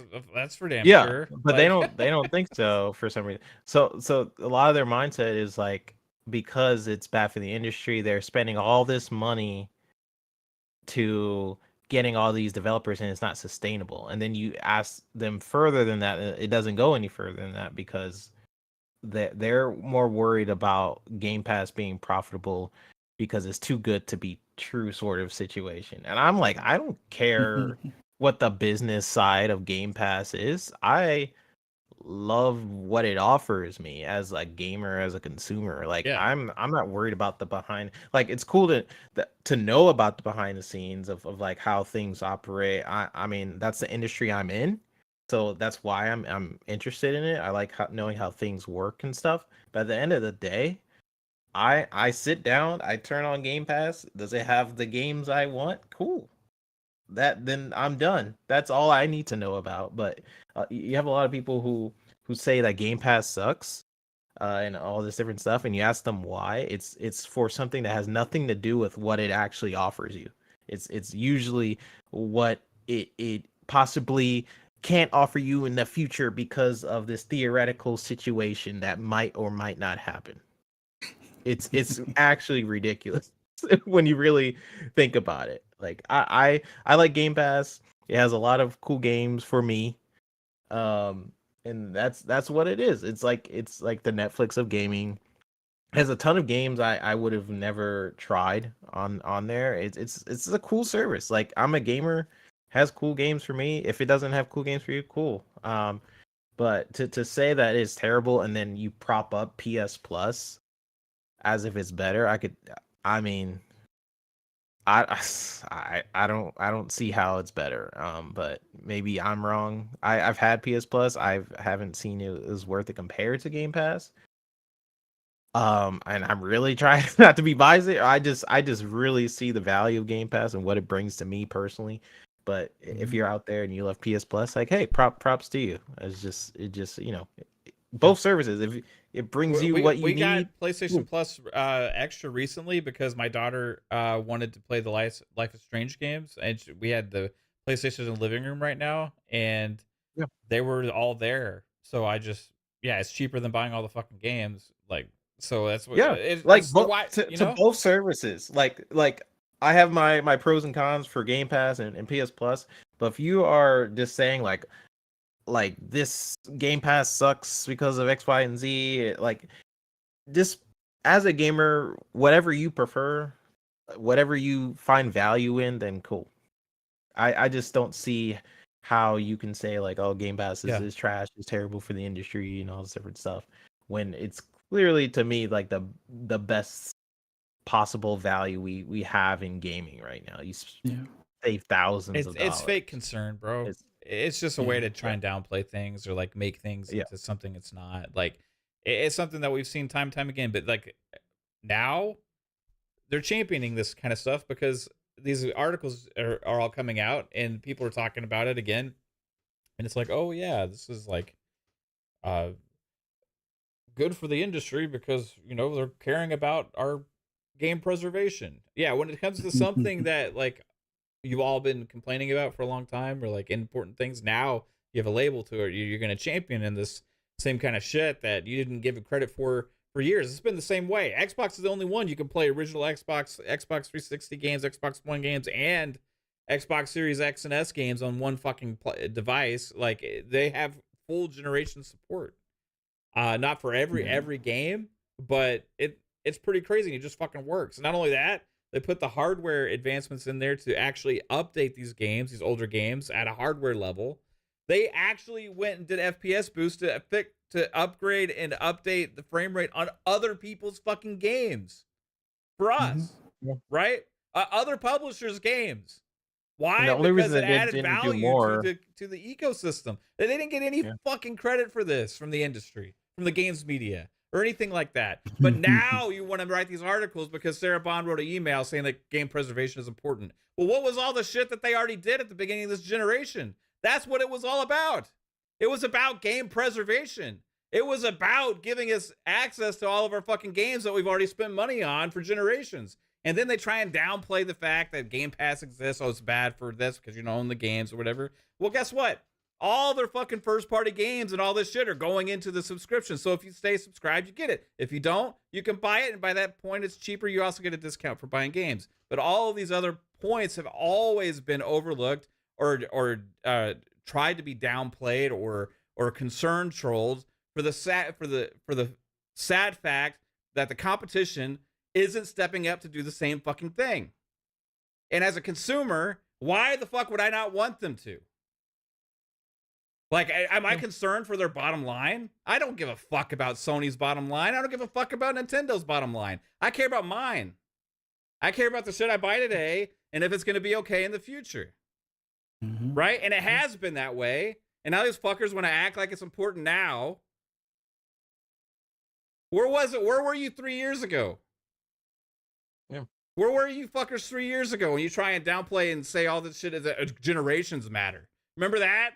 Now, all you game preservationists and shit like that are saying generations matter. You were against fucking backwards compatibility. Oh, smart delivery is just a buzzword. You were against it. You were like, oh, the premium experience. We believe in generations. Yeah, you were championing that shit.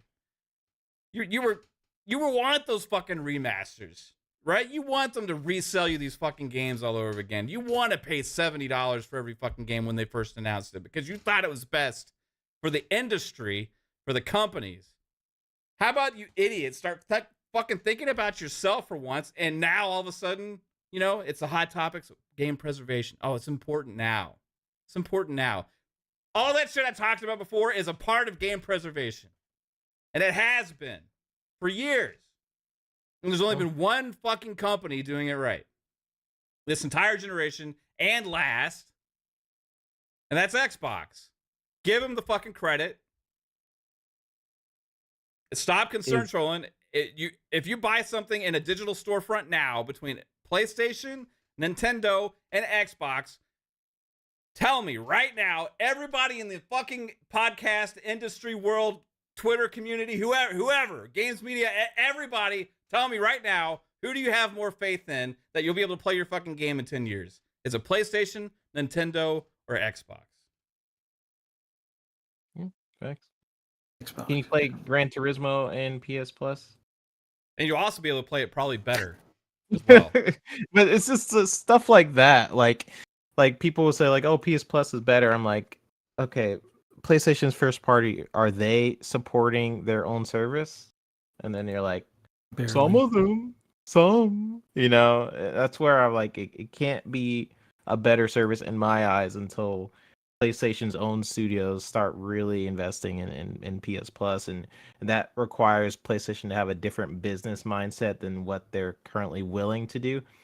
And what they're currently willing to do, they're starting to change their mind in terms of putting games on PC day one. I mean, they've seen success in Helldivers too, so they're like, oh wow, this is actually making money. So it's only a matter of time before they realize that subscription services and even this is coming from like the Sony, the head of PlayStation right now, where he was saying that they shouldn't look at console sales. Right. But what do most PlayStation podcaster people say? Like, look at those console sales. Like, you know, it's not. It's everyone. They're listening to everyone, but the people who actually matter. And it's like subscriptions, where the industry is headed. What do you actually value as a gamer? Do you want to pay full price for things? Or like, are you ever going to speak out on stuff you don't want to pay for? This, I don't know. To me, as a gamer, I look at things like Game Pass and I'm like, this is awesome. That's stuff I like to see, or having my library be somewhat safe. Those are the things I care about, especially in the digital age where you basically don't own anything anyways. It's nice to have some sort of company that's like, oh yeah, your games, you can play your older games, the games before that on the original Xbox and stuff. Now not your whole library, but it's more than the what the other consoles are doing, and a lot of the games they couldn't do or due to rights issues or licensing or companies not willing to give them the rights, even though if they could do it because they want to resell it. Pretty much what PlayStation is doing with a lot of their games. They're like, Xbox like, hey, we could do this for you. We could make it so people can play this, and a lot of companies are like, no, we want to resell this later. You know, a lot of people have that mindset. And unfortunately, PlayStation has a lot of that mindset. But I do hope that when one company does it, that's always good, and that's why it's good to have competition between Xbox, PlayStation, and Nintendo. Because if it was just Xbox, again, we talked about what would happen if Xbox were to pull out of the console space. It would result in Sony feeling empowered and basically doing what they want to do right now, which they already have. It's not like I'm saying anything crazy. They have documents that are already saying they want to increase prices of games to $80 to $100. So nothing I'm saying is crazy. This is stuff that they talked about. So just imagine if Xbox wasn't doing some of these consumer friendly moves, or them just being in the console space allows people to at least have a standard of what could be good, what could be bad, rather than just Sony just like, let's increase it to 80 or 90 or 100. And PS6, let's make it so they can't play PS5 games. You have to buy Last of Us again. Like, what's to stop them from doing that based on what they're doing right now? You think Last of Us Remastered is a huge jump that you have to buy it again? No. Like that game clearly can just be what Xbox has done with Gears and other games, an update where you already bought the game. They can make it like a seamless sort of transition from PS4 to PS5, but they know their audience, that they can get away with that a lot of that stuff. They know the media protect Sony in a lot of ways. Like, oh, it's fine. I'll just give them an extra $8 or $10. It's fine, you know.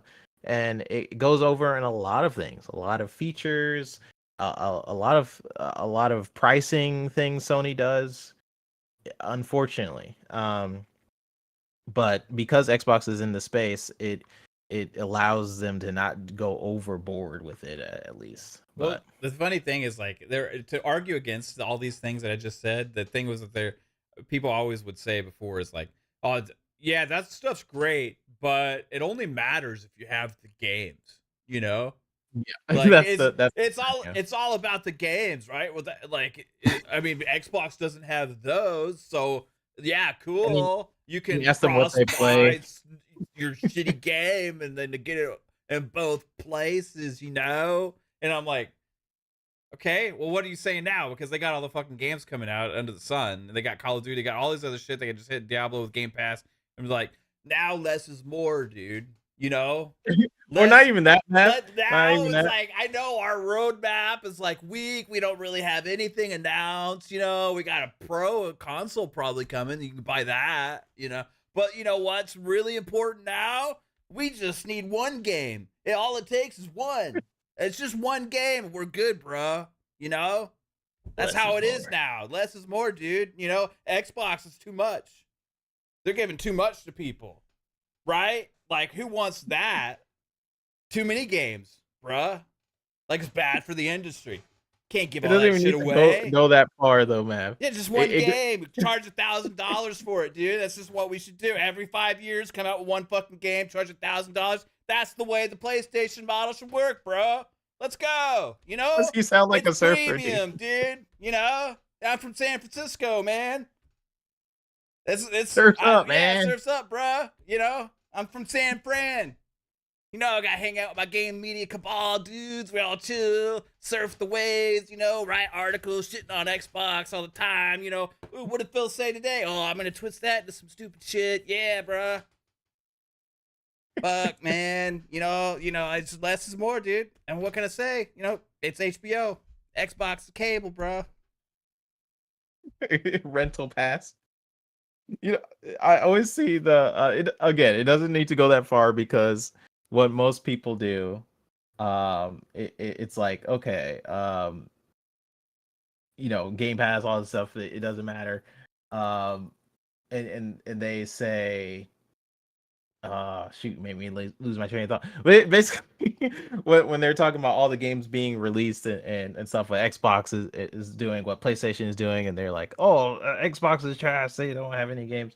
And then you ask them what games they play, and it's like Call of Duty, and it's like the same games regardless. So you try that new FIFA, man? Ultimate Team is You fucking tried FIFA? fire, bro. those are the games they end up playing. It's just like, And it's okay. funny, yeah, the casual games and like even Madden, like Yeah, and there's nothing wrong with playing. the Madden performs better on so funny. Xbox. It actually can do 120 frames on Xbox than on PlayStation. Let's go. Just saying. Yeah. Anyway. Yeah, and hopefully, Game Pass soon. Acty Blizzy. That's yeah, more, that's dude. freaking Let's cool. go. Anonymous. I can't boss. believe that was a thing. People are actually Yeah. saying that. Like, we're Let's kind of go, joking man. about it, but people I are mean, like, why do you want all these games in a service like Game Pass to play? Like when why? you're on top for so long, Mav. Yeah. When you're on top for so long, it doesn't matter. No. That's literally what people are saying. It's actually, it's funny. It's funny to me. Because like when Xbox had a down year, we all trashed them for it. We were like, everybody in this band were like, yeah, they need to step it up. They need to do something. But whenever it comes to PlayStation, that energy is not ever kept. You're like, okay, yeah, PlayStation, you barely have any first party games this year. You have like no first party, not a lot of first party games in your PS Plus service, and yeah. Wolverine came out on PC recently. Wolverine? Yeah. Oh, It already launched on PC. We don't give them credit for that. yeah. We should. Yeah, that was amazing, actually. I I heard it was 60 frames. don't know. We'll find out when Yeah. it hits console years later. Nano's boss hit us with a 5. Says, I'm looking forward to Gear 6, Fable, Hellblade, Stalker 2, Halo, and the next gen Xbox. I hope Microsoft get all these games right. It's going to be beautiful. Hell yeah, it's going to be beautiful, bro. And all in a subscription service that you get to pay for a low price of like or however much it is. I don't even fucking know how much it is now. $16.99, $17.99. I don't know. Whatever. It's a Game Pass Ultimate. You get all that shit. Their tiers are kind of confusing. Yeah, I got to work on that. Like, I used to know, and I don't know. Now I gave it up. Sounds like an annoying LeBron James. Oh shit. Yeah. Sorry, I'm Anyway. setting up our. Are you doing it? Yeah, you're doing the tidbit setup. Cool, man. That's why I kept leaving. Like, at first I was lagging out, but then it turned into like, let me leave on purpose to get this to pop up because it wasn't doing what I. But now I think I got it. OGTK Cole with a $5 super chat says, less is more, man. Less is more, bro. Absolutely, dude. You know, it's the way of the future, man. Less games, more quality. Blowing more controllers, man. More hardware. More hardware, less games. More SSD speed. More Go faster. We put shit on your head. You can put stuff in the little screen with controller attached to it. Walk around your house. You get that too, man. Yeah. One fucking game to play on it all, bro. That's the way of the future, man. Leave your console on. Less is more, dude. Have you finished that game? Because it's single player only? Shit. Shit. Well, you're done. Oh, man. Shit. What are we going to do now, man? We got to get some fucking multiplayer games, bro. just play it again. Just play that game again. Play again. Yeah. What did he do with all those games and service games he was supposed to be getting out there, man? canceled them. They're coming Oh. back. Hey, They got how's Helldivers. factions We'll give them looking? that. How's factions looking, bro? Oh shit, they Oh, man. canceled the multiplayer. Shit, I get less is more, man. It's too soon. Less Too less soon, is more.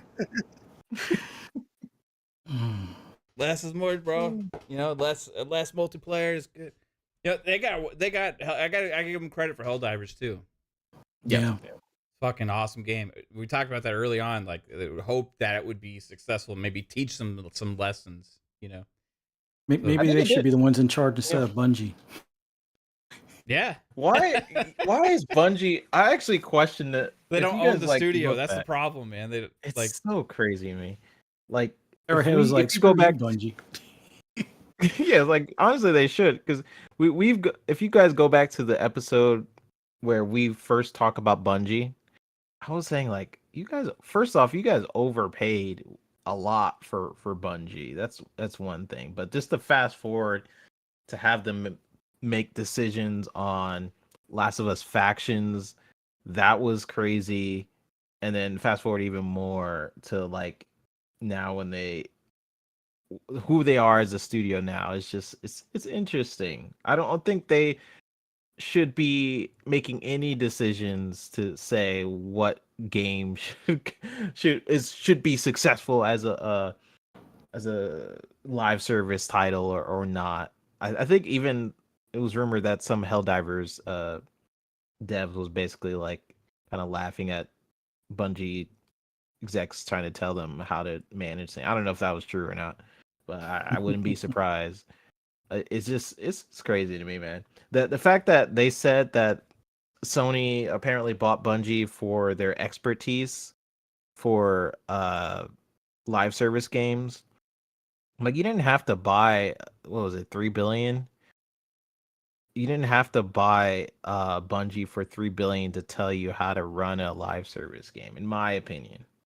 There's a lot of Yeah. there's a lot better ways to spend your money than that. But I mean, I digress. So I mean, They were cooking the book, so they needed that $3 billion, cash flow to kind of, even things out. but then you have, like, okay, well, add an extra billion in there to keep your employees, and then you fire like half the employees. So what was the billion for? I mean, there's a lot.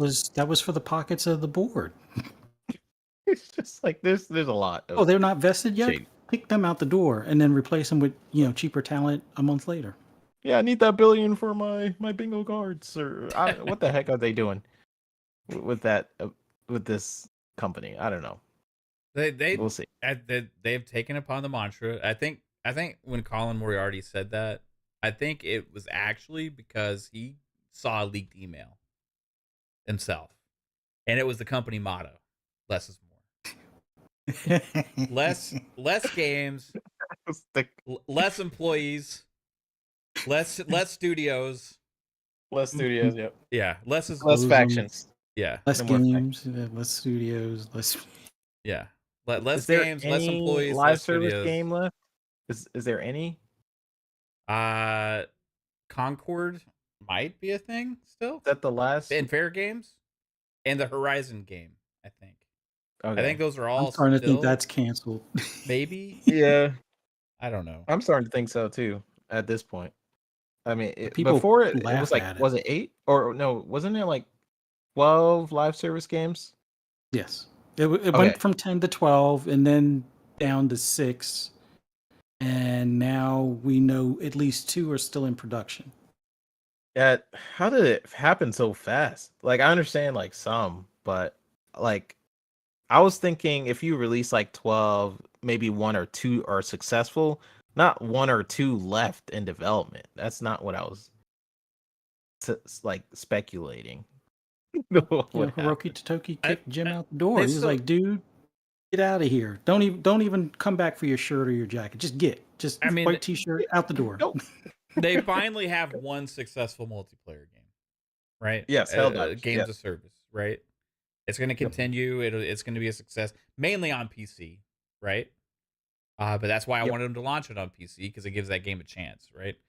I don't know how many they're gonna have, or like if the other ones fail out of the gate, if how the support goes and all that kind of stuff.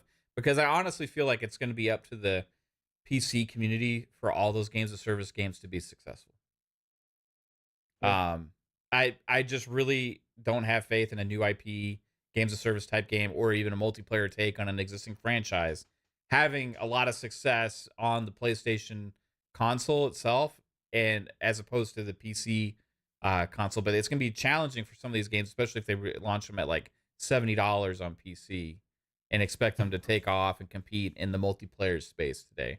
The thing about Helldivers, good price point, like low expectations, right? It had like a great developer with the original ideas behind their IP that they're already in love with and have done great things with in the past. And these other ones are like, I don't know, man, like unproven new studios or doing new things that like Jade Raymond's studio. I don't know, man. Like I've seen developers that have big names go and do takes on big multiplayer games before, and them come out as exclusives to PlayStation even, and they just completely Yeah. flop. There's been multiples actually. I look at the It's Lawbreakers. just not easy. Yeah, It's not easy doing they're multiplayer games. right there, Fuzz. Xbox has been doing it since like the beginning, so they have teams that are used to creating live service Yeah. games. I mean, we just got used to like oh yeah, Gears of War, that's gonna have a multiplayer, or oh Halo, yeah, that's gonna have multiplayer. It's gonna have theater mode. It's gonna have all this stuff. We've gotten used to that, but it's not easy. I mean, we're Yeah. starting to see like other people even attempt like half of what Xbox has been doing for a while, and then they fail like miserably. Like live service games are not easy to do at all, and No. PlayStation, they have to build up their teams to be able to have a live service game, because they've cemented themselves with their reputation, which is creating these super polished single player experiences. Yeah. But I mean, we've seen in the documents what that does. Like I believe Insomniac had a section of their PlayStation had a section of the Insomniac documents where they talk about this. They talk about like, okay, we have an audience expectation of these big budget games, and we're going to promote it and market it as premium experiences. But what that does is they don't really have the team set up for like live service type games. They're starting to try and build that up, and I really hope they do, because they do have a lot of talented teams and stuff over at Sony. But It doesn't take it's something huge. Like for me, it's like the company. I think the companies that try and go too big on this thing as a game of Yeah. service, they always fail, right? Like you see the games like Pal World take off, right? You see a game like Helldivers take off. You know what I mean? And it's like a smaller team with like a smaller priced game that 8 doesn't million, I have think. like these AAA budget and aspirations and expectations put on them. You know what I mean? Like I don't think it's like that model is the replacement for AAA gaming.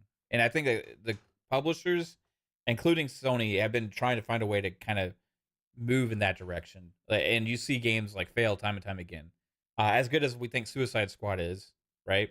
Like, yeah, I don't think they're probably happy with how that game's doing. Right. And it was a huge budget thing, right? And all that kind of stuff. I think Games Media had some sabotaging there as well. But there's very few $70 type successful big multiplayer games. And you could really like Call of Duty. And look past that, it's hard to really think of But many. Sony's not patient. That's what I was getting to. Like Right. the business model that they're used to, that $70 premium experience and stuff, doesn't always work with a multiplayer game that usually can come out free to play, or Right. they usually don't wait for things to be successful. If it's not successful like right away, they give up on it because they're not in the same financial boat as Xbox. Like Xbox will tend to like, it was not successful, let's keep pouring money into it, maybe it'll be successful later down the line. But that's what you need as a Yeah. live service game, like it may be successful in the first few weeks if enough people like have TikToks and stuff about it. Cool. It may be like a hit, but it may not, and it may find success way later.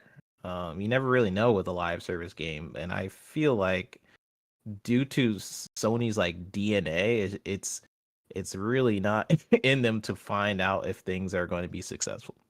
Yeah. Well, they I don't have the ability to.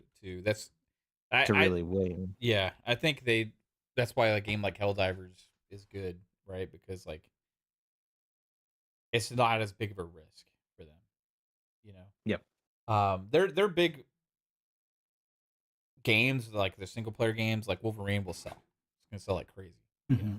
When they Yeah, do and like X Men's gonna yeah, sell like. I mean, I imagine it would sell very well. yeah, but that doesn't keep the engagement, right? It doesn't keep them making money over time, and that's what they're lacking. But like Helldivers does, you know, and Helldivers will continue to for a long time, and you're gonna potentially see Helldivers make more money than some of those big AAA games, right? That they sell as their big selling points for their ecosystem. Um, so I don't know. There's rumors that SOCOM could be coming back. If that Yeah, it should. happens, like that's going to be awesome. Besides that, like I don't have faith in those like fair games Concord type things because as for me, most Yeah. of those things usually just fail. I'm not gonna say that like they're doing. I haven't obviously tried them or played them, you know, but like there's so much competition out there, and there's nothing like that screams exciting about those kind of games. It's different than other games that are out there today that you can play for cheaper or free. You know, like look at the finals. Like, why not just Mhm. play the finals, right? Uh, as opposed to one of those games. And yeah, it's maybe not exactly the same, but they're all vying for the same thing. You're competing for your time, not necessarily Yeah. your money. They're competing for the time and the engagement.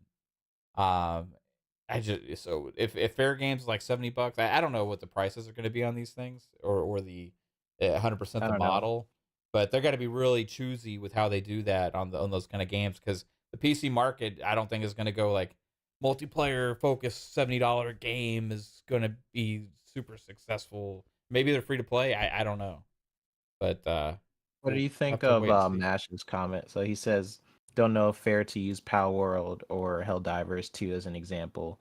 They feel like the incredibly rare exceptions to the rule, not the norm. Most AA games flop.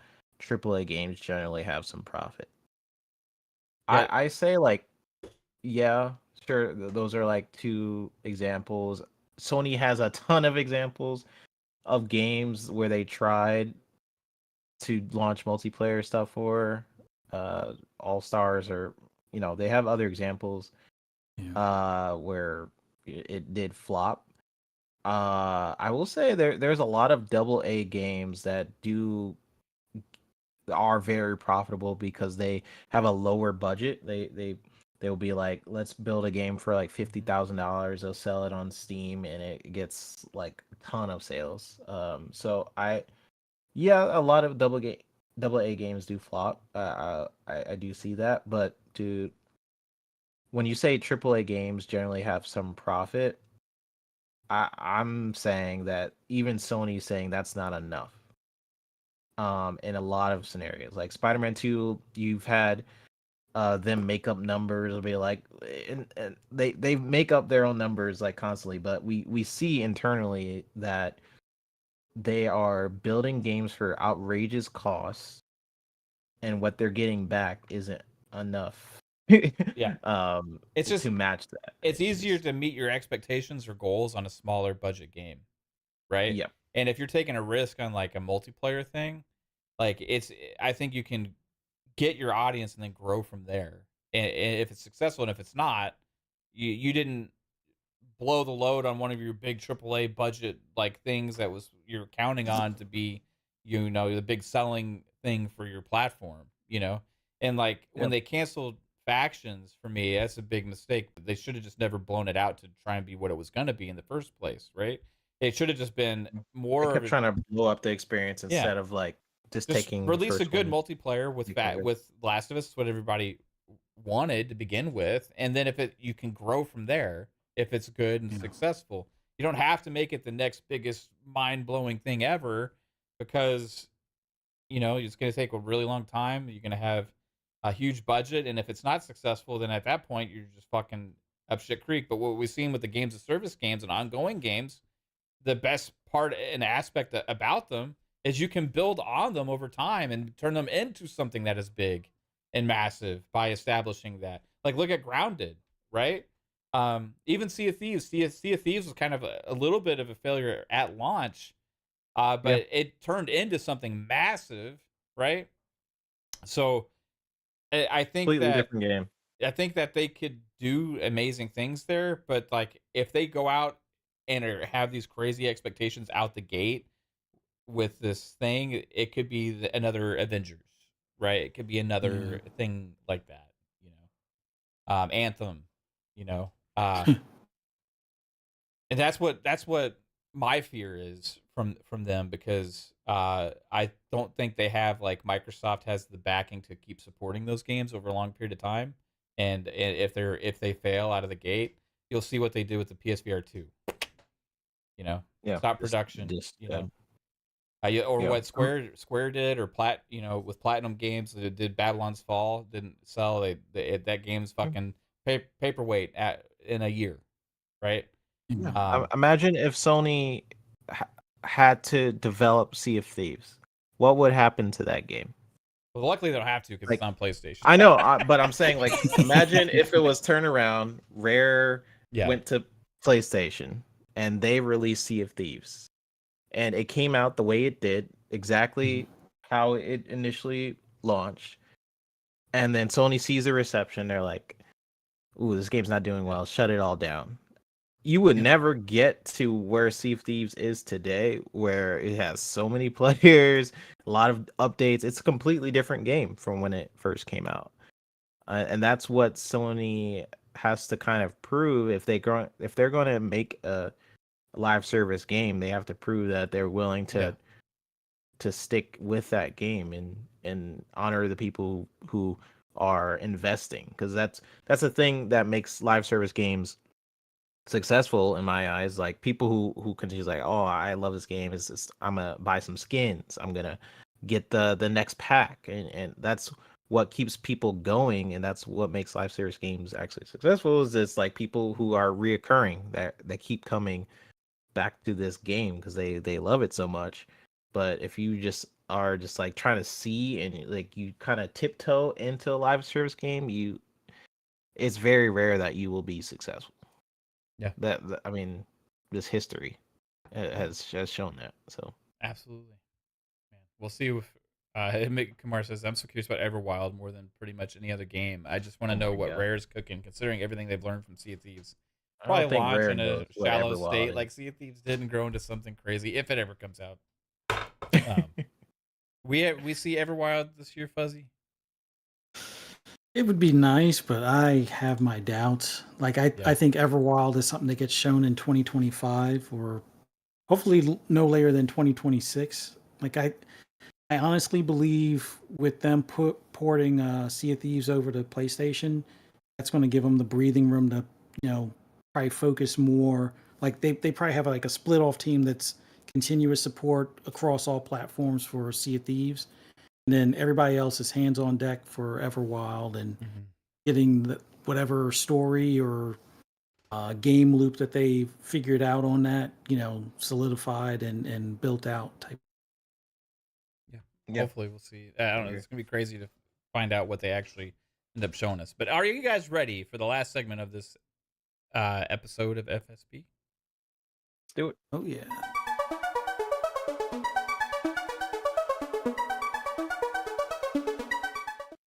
All right, everybody, this is Tidbits, and we will be looking ahead at the games releasing for the week, as long as 3-Bit managed to get it together properly, because I don't know how to do this on Discord. I think so.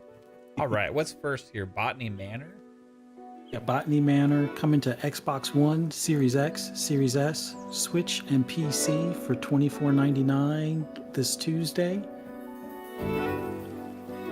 Yo, Mash, choo choo, motherfucker. Gifted 10 Fun Speculation memberships.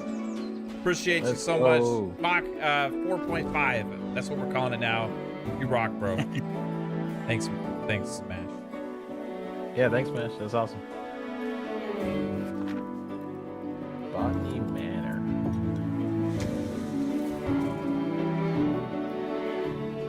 Wonder. Thanks, bruh. But you didn't have to do that, man. You remember less is more, bruh. Yeah, less is more.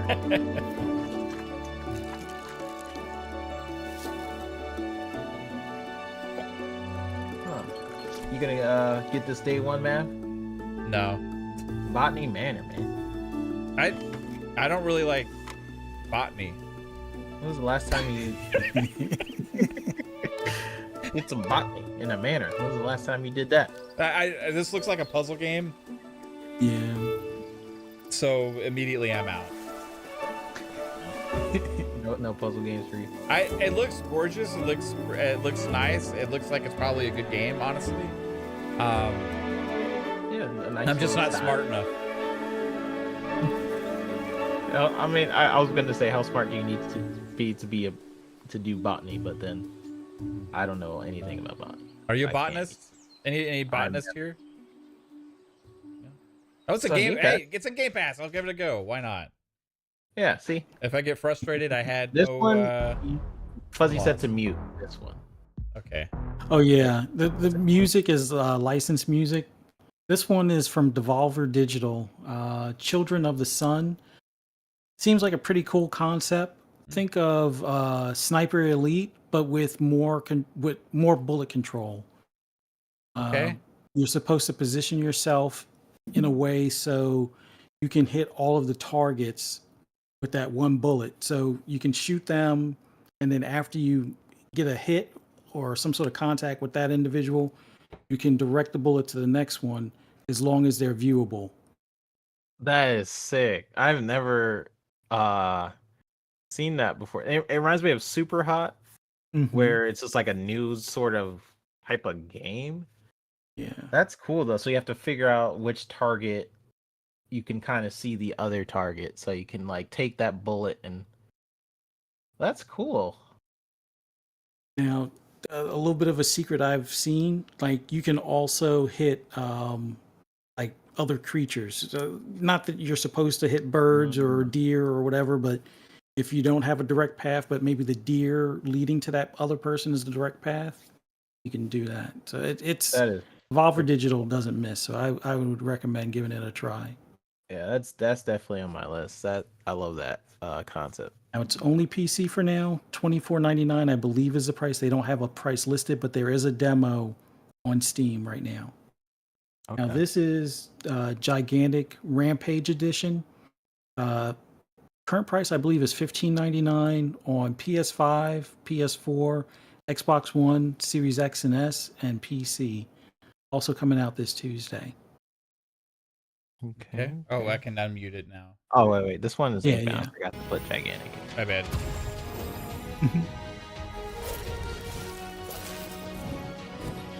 Yeah, sorry. I'll put Gigantic. This one's inbound.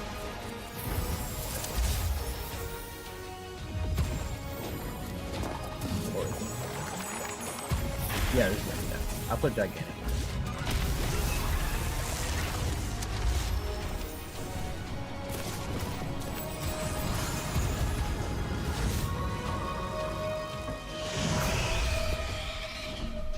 Looks like a decent game. Yeah, so Inkbound and Gigantic are switched, Fuzzy. So Gigantic will play next. Oh, okay. I'm sorry. That other one was Inkbound. I'm sorry. Yeah, that's what I was saying. Okay, this one's Gigantic, yeah. All right, so this one is Gigantic. This one's $15.99. The other one was $29.99, but this one's $15.99. PS4 and 5, Xbox One, Series X and S, and PC. Also this Tuesday. This was a last generation game, right? Like originally. Yeah. I remember trying this before. It's coming back. I think. Vin C says it's co-op.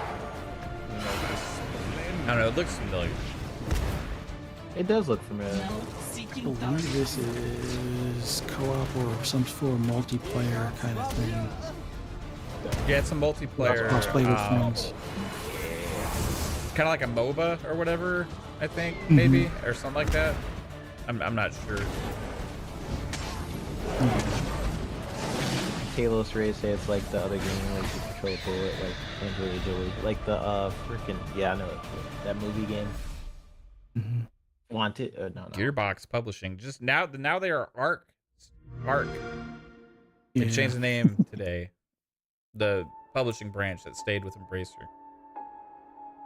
Right. This one might be a Game Pass favorite, although I don't think it's coming to Game Pass just yet. But it's House Flipper 2 coming to PS5, Series X and S this Wednesday for $39.99. Caitlin is super excited for House Flipper 2. We're going to work together. Nice. So what's the difference with this one? They add more locations, maybe? Yes, it's like I don't know. maybe Kate would know. Like She would know everything about. Maybe you could do the cleaning as well. Like, was there a story mode? And all No, that she's like fun? in their Discord and everything. I mean, she's like super into House Flipper. Like, she gets to, she got to try out stuff before. Like, Are you I don't back? know if I'm allowed to say. Yeah. Cool though.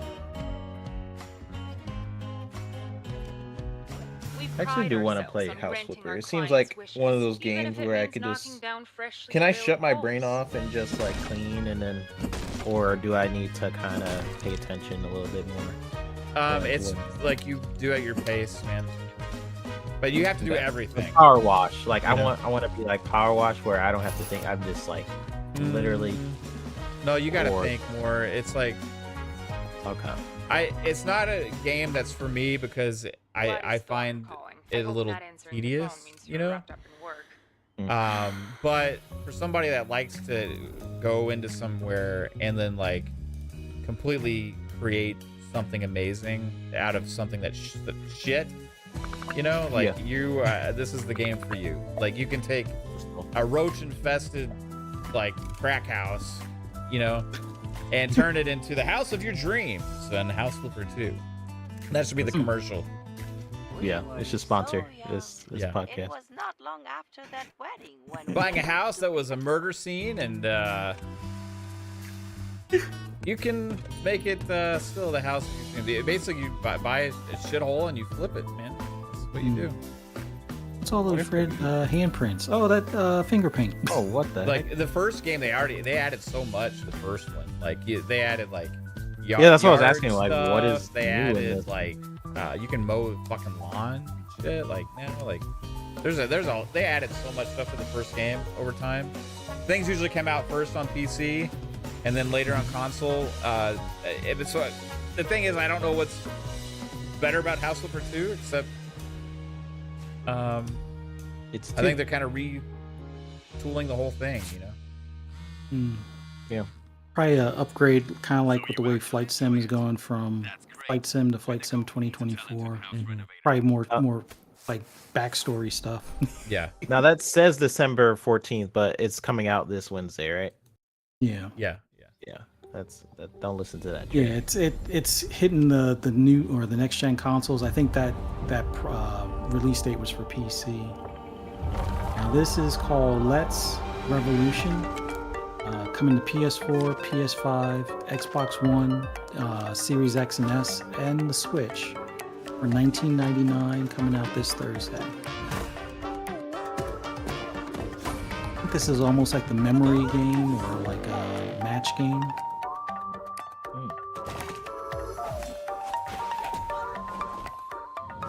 Yeah, this could.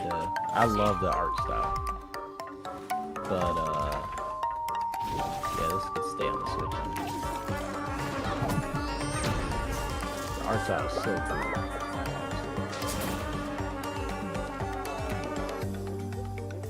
cool. Who knows? Maybe I'd be surprised by those games sometimes. I remember when I was like, I'll never play Marvel Snap, and it was like my most played game Yeah. for a while. Is that it, or we got more? Slave Zero X, I think, is the last one. Okay. Yeah, this one says it's age restricted. Are you I not guess old we enough? can No. Doesn't work Yeah, for me. that one is coming to the next one is coming to Switch. Okay. If it's age restricted, I know I had to do the age thing going to the page. Probably just weird on Discord. Yeah, I can. I wonder what happens if I got another trailer. I. Okay, try the rated E for everyone trailer. All right, try this one. The ad. Terrible. You look amazing. You're the And then father.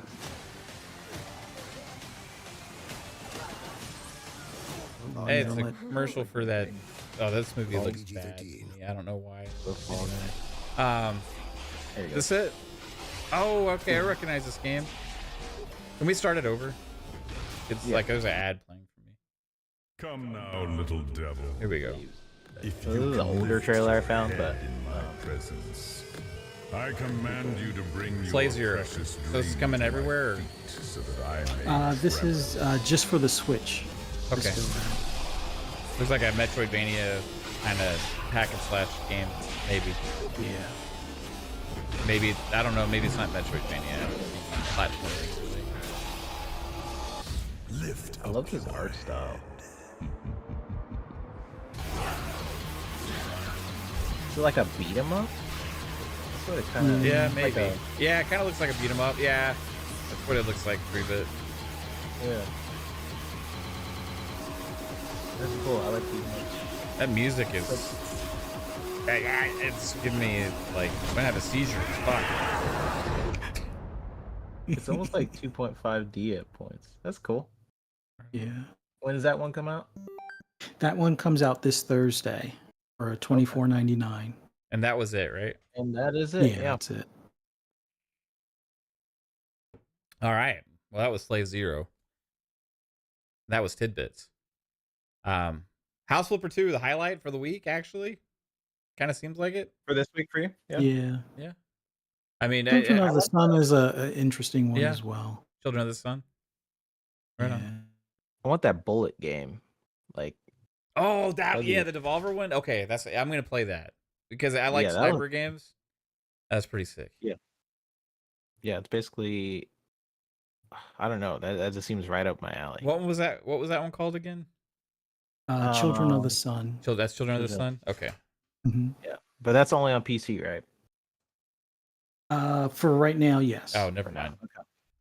Yeah, that's the bad thing. But actually, I'm willing, just for this game. That's Like, a console game for me. I don't know. Yeah. As a console. You know, like games How- like how that, long? I want to play on console. I do too, but how long do I gotta wait? When is this gonna? How long does An Devolver Xbox? Digital take? Yeah, till It may take a year for it to come to console, or maybe a little bit less. But see, if Xbox does that whole Steam thing, don't have to Oh, yeah. worry. True. Yeah, that's true. Let's make it happen. All right, well, let's get everybody out of here. Chat, you guys have been absolutely amazing, supportive for the show and everything we do every week. Appreciate you being here as always. But Fuzzy Belvedere, tell everybody where they can find you, sir. Oh, as always, thank you for having me on here. This was a ton of fun.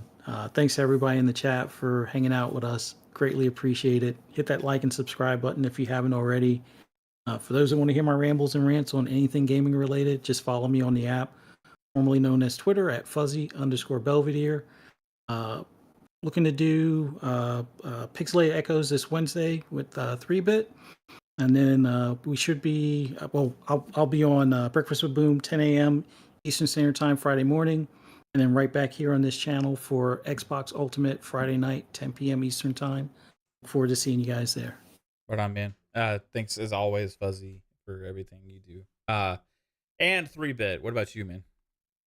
Yeah, this was a great show. Everybody in chat, you guys are amazing. A lot of awesome Mach 5, Mach 10 trains going on. MASH and everybody else. I appreciate y'all for coming on by. You guys could find me on Twitter at i3bit. I will be playing Children or whatever it's called, the Children of the Sun. Son. Yeah, definitely gonna check that out. Cool gun. Cool game. Pixelated Echoes Wednesday. It's gonna be a cool show. We had to move it from Sunday. It's just life, right? Life has been busy lately, but we'll return back to it being on Sunday, next Sunday. So we're gonna have a Wednesday show and then the Sunday show, and then a lot of planned guests even after that. So I'm gonna let Fuzzy in on that after this what's gonna happen, but stay tuned. Wednesday is gonna be a fun show. Drop on by. Other than that, I'm on this show every Monday. So for future listeners and stuff, you guys can see me right here. I on gotta Fun say, Speculation. I've been impressed, Three, but you've been pretty consistent. Yeah, you know, I've been on it. The only show I haven't been able to make it on really on Fridays is obviously Xbox Ultimate. Yeah, but you were there last week. So. I was there. Yeah, I was there last week. But yeah, Yeah. I've been trying For I've been FSP, trying. yeah, I'm impressed. Yeah, I know you're but busy, appreciate you. so it means a lot. Appreciate you. Yeah, of course. Chat, you guys rock. Thatch asked what time on Wednesday, guys, for 8:30. 8:30 for Pixelated Echoes. Okay, Yep, for Pixelated Echoes, which is an amazing show, I have to say. You guys are Yes. killing it. for sure. Thank you. Yeah, it's fun show. Yeah. Chat, have a good one. Peace out. Have a good night. Bye. Bye, y'all. Later.